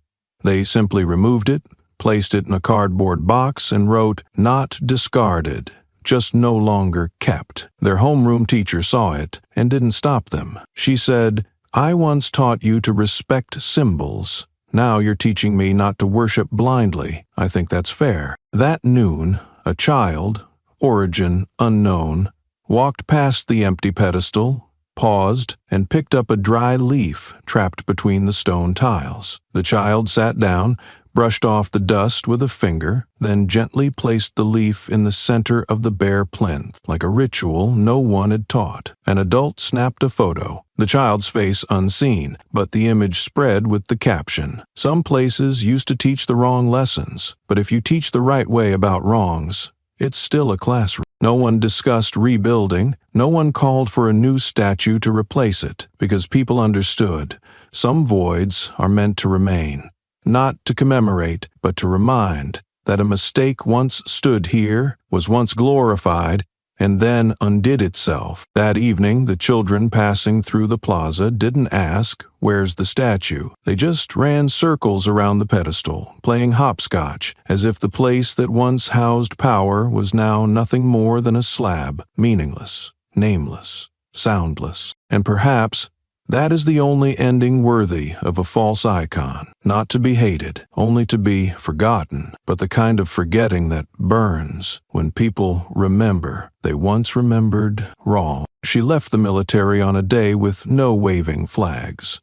No brass band send-off, no medal ceremony, no written speech. Aurora stepped through the iron gates of the base like an ordinary person, not carrying a single medal, only a chipped identification card engraved with the number 1398, No one understood why she kept it, but she knew what the system once tried to reduce to a label sometimes becomes the unerasable memory of someone who was once treated as invisible. No one knew that before Aurora left the base, a phone call had been recorded and circulated through the veteran community. In it, a former commanding officer, ironically the same one who wrote her recommendation letter 8 years ago, spoke coldly. Maynard should be recognized internally only. Putting her in front of the public is a political liability. The voice was calm, devoid of anger or shame, as if what Aurora had accomplished was a variable to be eliminated, not a triumph to be remembered. The recording was leaked by a technical staffer,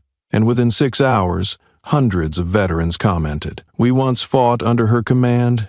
We never saw her as a risk, but now we see clearly who needs to hide." A week later, Lieutenant Colonel Givens, the man who had publicly removed Aurora from the memorial list for failing to meet traditional standards, was spotted entering a diner in New Orleans. He ordered a meal and handed over his military ID for a veteran discount like everyone else, but the cashier, a black woman in her 50s, simply looked at him and said, "Sorry, our system can't recognize manufactured honor." The moment, caught on a security camera, became the most shared clip on the internet for 12 straight hours, captioned only with, "This is how history begins to correct itself." As time went on, every step taken by those who had tried to bury her became named subject to scrutiny. A local paper ran a story about Colonel Franklin I, who once interrupted Aurora's report during a counterterrorism operation under the headline, "He called her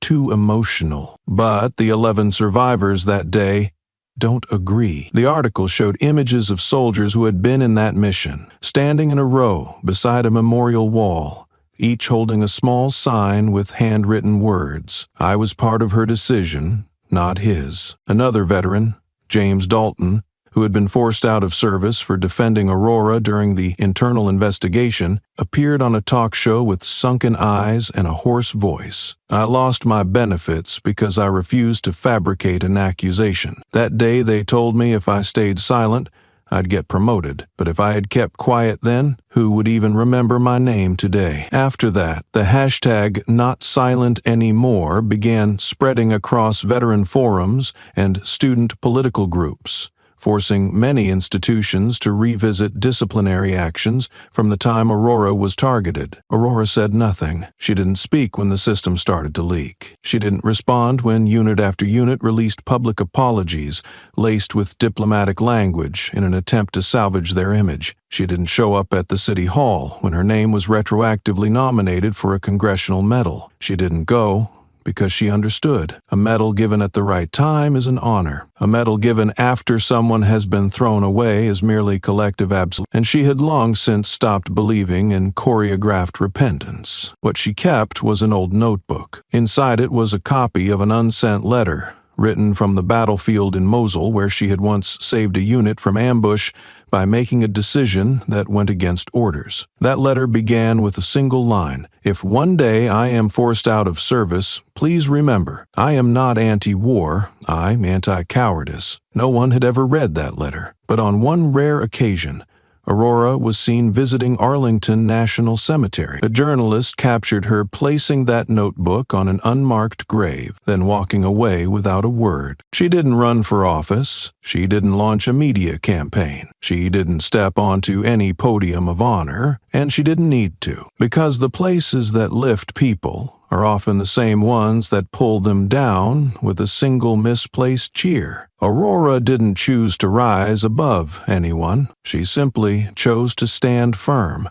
right where someone needed to stand. 3 months later, a small center opened in the Eastern District, the same area the government once labeled high-risk red zone on its riot control map. There was no ribbon cutting, no speech from the mayor, and no invited press. Locals only saw an old wooden sign, gray and scorched like it had once burned, hung above the door with 2 twisted steel wires, painted in messy white letters. People asked, "Why that number?" She answered simply, "Because It's the number they once stepped on. I don't want the system to forget it that easily. Since then, those who had once gasped through tear gas, who had once lain face down on sidewalks awaiting mercy, began to find their way there. They didn't ask why. No one needed an explanation. They didn't come to learn how to resist. They just needed a place that didn't ask them to prove they were worthy of dignity. Aurora didn't post announcements.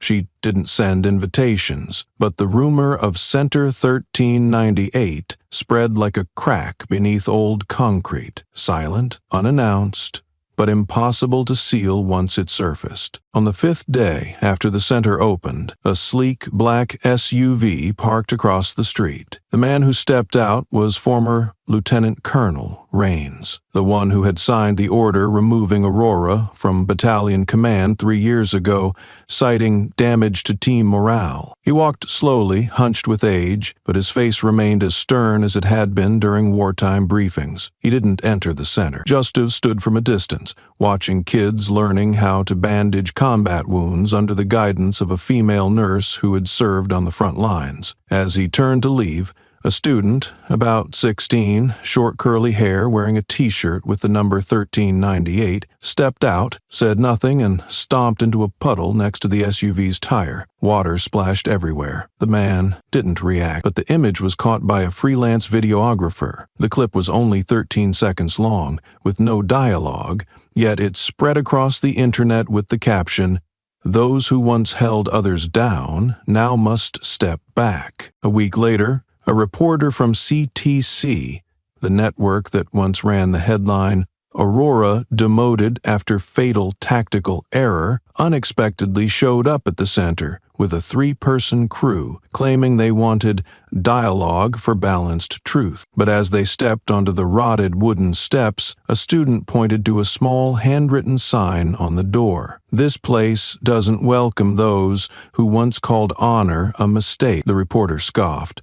But before he could speak, the wooden door slammed shut behind him. Aurora appeared and said just one line, "Come back when you know the difference between a mistake and a betrayal." What was meant as a rebuttal interview turned into a stunning reversal. CTC was forced to remove their old segment from the archives, citing lack of verified wartime context. The third incident happened more quietly, but left the deepest impact. A senior cadet at the National Defense Academy, who had once written a thesis defending Aurora's punishment, rewrote his entire paper. At his new thesis defense, he began with a single sentence: "If laws are written to protect honor, but end up eliminating those who embody it, then what needs review isn't the individual, it's the system." The paper caused such a stir that the faculty convened an emergency meeting to audit all instructional materials related to Operation Paladin, the campaign Aurora once led, the one her superiors tried to erase. The final detail came from where no one expected. A famous actress,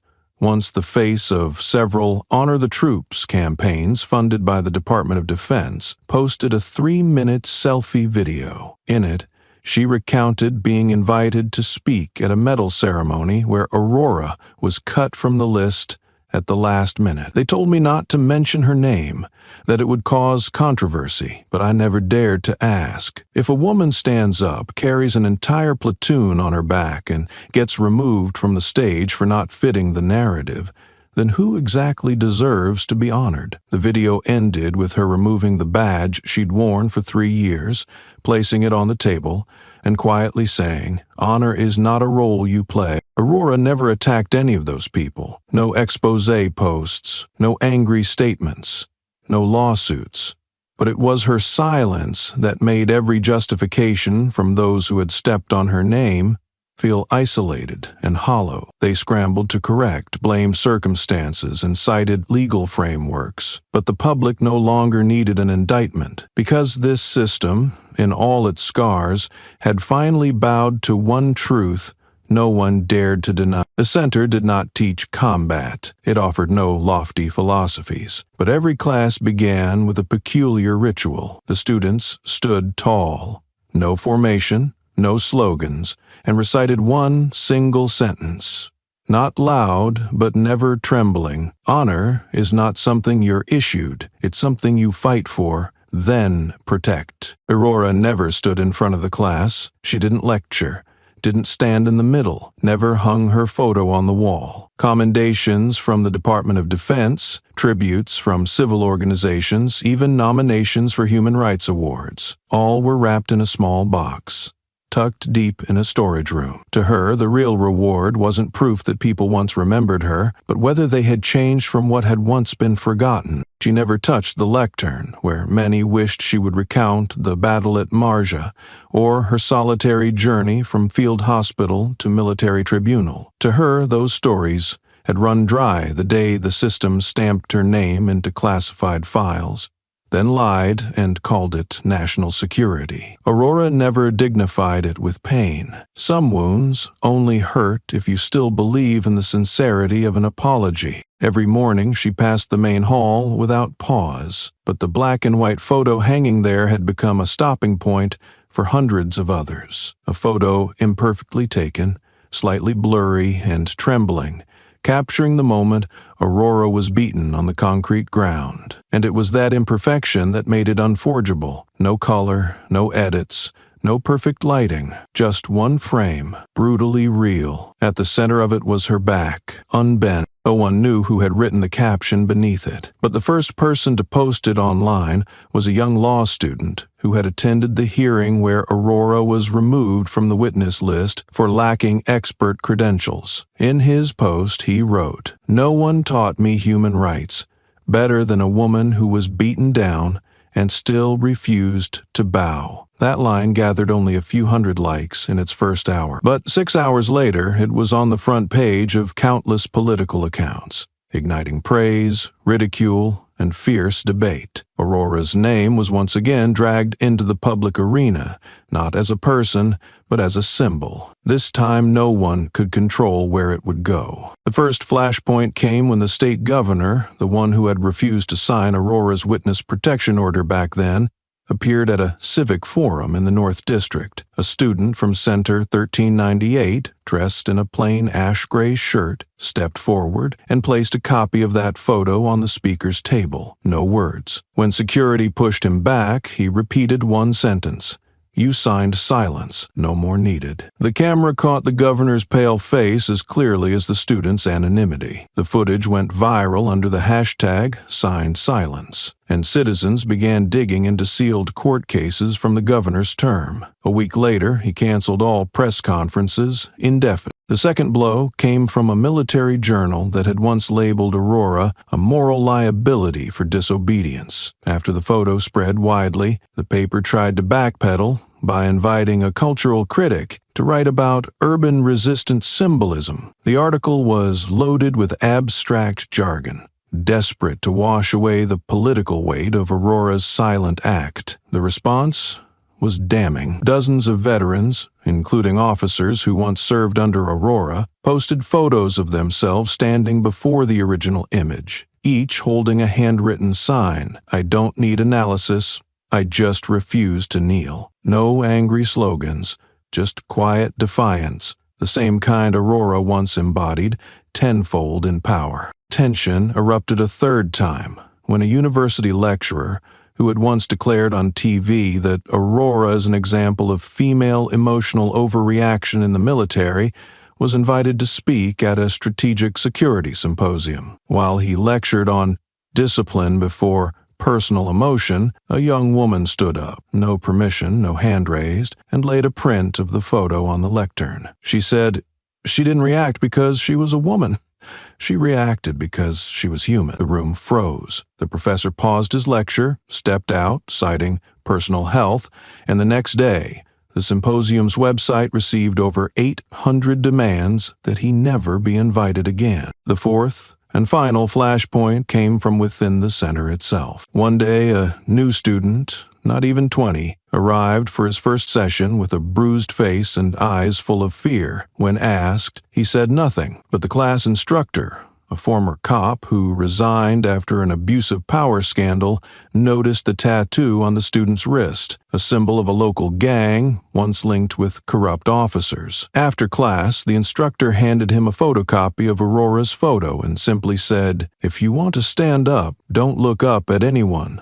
Look at her back." 3 days later, the student returned, still showing the bruises, and for the first time, he stood tall among his peers, reciting the center's oath in a voice not loud but unwavering. In the center's main hall, the only image displayed is a black and white frame capturing the moment Aurora was beaten on the concrete. No filter, no edit. Shot from afar, slightly blurred, shaky. But at its heart is her back, unbowed. Beneath the photo, one line written in chalk: "Not me, but us." Every day, a small group of women comes to the center from all walks of life. A battered wife. A woman was denied admission because her name didn't fit the profile. A woman was told to lower her voice in meetings. They come not to learn how to fight, but how not to fall. Aurora doesn't take names, doesn't ask for pasts. She never makes them relive their stories like a ritual confession. At the center, no one has to prove they were hurt to be worthy of healing. Anyone who walks through that old wooden door has already overcome the greatest resistance, doubt in themselves. One day, during a discussion, a young student with tight braids and questioning eyes asked, "Do you ever regret it, choosing silence instead of fighting back?" Aurora smiled. Not fast, not radiant, but deep like whetstone. Not bright, but sharp enough to carve memory into whoever faced it. "I once bled for it," she said. "Now I just need you to stand tall." No one said anything more. No applause, no praise. Her words didn't pierce. It stayed like a long breath, quiet but unshakable. Not me, but us. But not everyone could tolerate the existence of a place that didn't need to scream to be heard, and even fewer could stand the fact that this center operated without funding, without approval from any formal institution, yet still became the only place people turned to when they no longer believed in anything labeled official. The first moment of tension unfolded in the 6th week, after a video of a women's self-defense class was circulated. In the footage, no one yelled. No punches were thrown. It simply showed an older trainee, gray-hailed, gently raising her hand to block a mock slap from her partner, then saying, "I don't need to win, I just need not to bow." That sentence was pulled by anonymous accounts, mocked, and weaponized into a smear campaign, accusing Aurora of encouraging women to rebel against their families. A late-night talk show reported on it with faux sympathy. Once disobedient in the military, now she teaches defiance in marriage. But less than 24 hours later, the woman in the video posted a short note. No caps, no hashtags. "My husband read that report. Then he packed his things and left. For the first time in my life, I felt empty, but not afraid." The post was shared over 400,000 times, not for being provocative, but for being painfully true. The second spark came from a city-sponsored celebration meant to honor organizations contributing to women's welfare. Center 1398 was not invited, but Aurora's name appeared in a leaked internal email under the category of individuals to avoid for future advisory boards. The next day, during the event, a group of 11 women, including 3 former students of the center, stood up, removed their honored guest badges, placed them on the table, and walked out just as the host was chanting empowering women. The camera shifted awkwardly. The speech was cut short, but the sight of those badges lying silently on the red velvet tablecloth spread like a quiet slap to those who'd grown accustomed to honoring by calendar. The third confrontation arose in a special class where Aurora had invited a female doctor who'd once been removed from a board of advisors for lacking media composure. After the session ended and the class prepared to leave, a man in a suit walked in, wearing credentials from a national news outlet, requesting permission to record the class for evaluation. Aurora didn't say no. She simply smiled and handed him a blank sheet of paper. Go ahead, but remember, nothing in here needs to be evaluated because nothing in here is waiting for approval. He left without another word. A week later, the channel aired a segment laced with passive mockery, but audiences no longer cared about the tone. They only searched for the original clip where the doctor had said, "When the system doesn't say your name, you must learn to say it out loud, even if only in your head." That line became the slogan printed on the shirts of hundreds of young people at protests. The final point of tension came from within the military itself. A high-ranking officer who had once pushed Aurora out of her unit for fostering internal division was invited to speak at Westmont Military Academy. In his speech, he emphasized the importance of absolute discipline and labeled those who put ego above the institution as mobile liabilities. No one responded. But the next day, a photo appeared at the academy's entrance. It showed Aurora sitting in the center hall, surrounded by a circle of women. The image was taken from above, their faces blurred, but their hands were all interlinked. Below it, a handwritten note read, "No one gets left behind, unless we let them." No one admitted to hanging the photo, but young cadets snapped pictures, reposted them, and added their caption, "This is the discipline I choose to follow." Aurora said nothing about any of it. She kept walking across the yard, past the hall filled with quiet laughter, to the small room at the end of the corridor, where she would wipe the board, arrange the chairs, and prepare the next day's class. No one asked how she felt, because everyone understood for her feelings weren't to be displayed. They were something to be held in, wrapped in silence, like a cut deep enough to scar into permanence. One afternoon, the wind shifted. She sat in the corner of the room, watching women silently form a circle in the courtyard. No slogans, no chants. They stood with their backs straight, arms resting at their sides, a posture neither defensive nor aggressive, but one that would not retreat. No one needed to say anything more. No applause, no glory. That gesture didn't pierce the heart. It lingered, like a deep breath, steady and smoldering, but never fading. Many years later, when Center 1398 had expanded to 3 new branches across 3 different states, Aurora still had never once appeared on television. Her face never showed up in inspirational features about women of influence. She gave no speeches at gender equality conferences. No award ceremony bore her name, but every student who left the classroom knew this wasn't a place to learn how to become someone. It was a place to learn how not to lose yourself. Her name remained untouched, like a verbal no-fly zone in political circles. Someone once attempted to nominate her for a federal humanitarian award, but was promptly advised by media consultants to withdraw the name due to its sensitive nature, because even as the centers bearing the name 1398 continued to revive forgotten corners of the nation, the name of the woman who created them was something many wanted erased from collective memory, because remembering her would mean confronting the days they had chosen silence. The first breaking point came during a congressional hearing on the national defense budget. A state representative proposed suspending funding for community training organizations that promote passive resistance ideologies. No one named names, but everyone knew he was referring to the 1398 network. Right in the session, a young congressman, who had lost his sister to a domestic violence case that wasn't intervened in time, raised his hand, laid a photo on the table. A woman leading a class teaching a child how to treat a wound. He said just one sentence: "This is the passive resistance you want to erase." His voice wasn't loud, but it echoed far. Within 3 hours, the phrase "silence is survival training" became the nation's top trending search. The older congressman gave no response. The next day, his office released a statement declining all media inquiries. The second incident came from an unexpected source.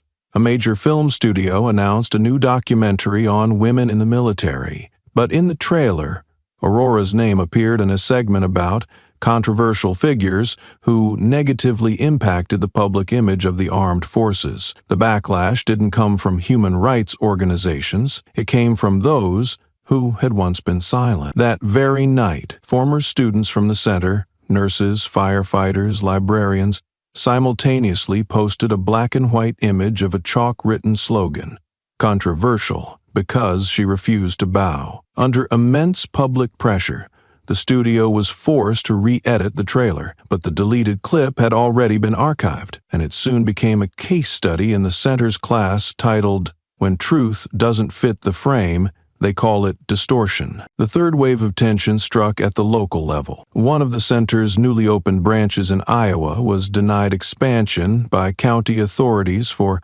concerns over social influence. No specific reason, no formal documentation, but soon after, a leak recording surfaced. In it, an internal affairs official bluntly stated during a closed meeting, "We don't need another place teaching women they're untouchable." The audio lasted less than a minute, but it lit a fire. Women from the region gathered and sat silently on the sidewalk in front of the county office, not protesting, not chanting, just sitting, each with a small card printed with the number 1398 placed in front of them. The media ignored it at first, but an aerial photo, hundreds of black dots on a dull concrete canvas, woke the nation up. 3 weeks later, the county office was forced to approve the expansion, and the man in the recording quietly submitted his early retirement. The final episode occurred in the most unexpected place, an international conference on post-conflict education hosted by the United Nations. During the U.S. delegation's presentation,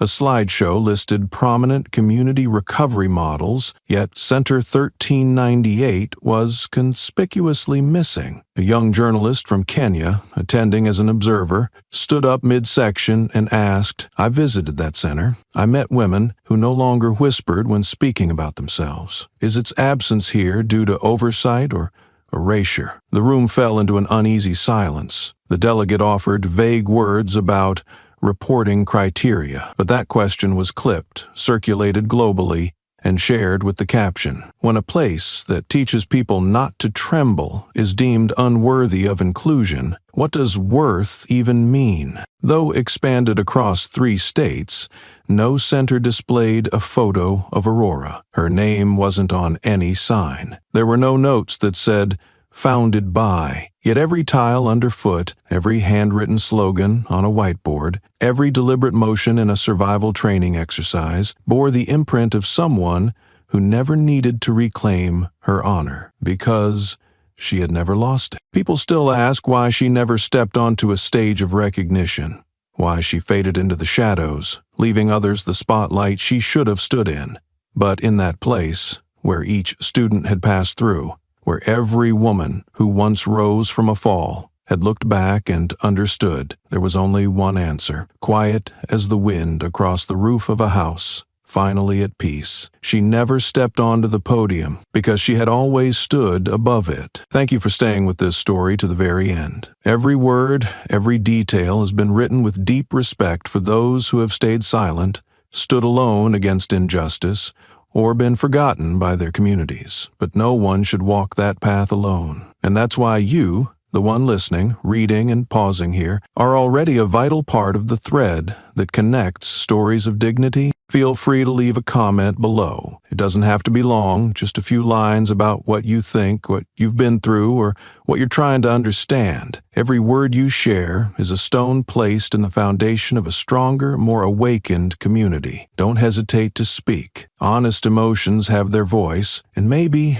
just maybe, your story will be what someone else needs to find a reason not to fall. If you found value in this video, please like it, share it with someone who might need it, and subscribe so you don't miss what's coming next. Every interaction you make isn't just a number.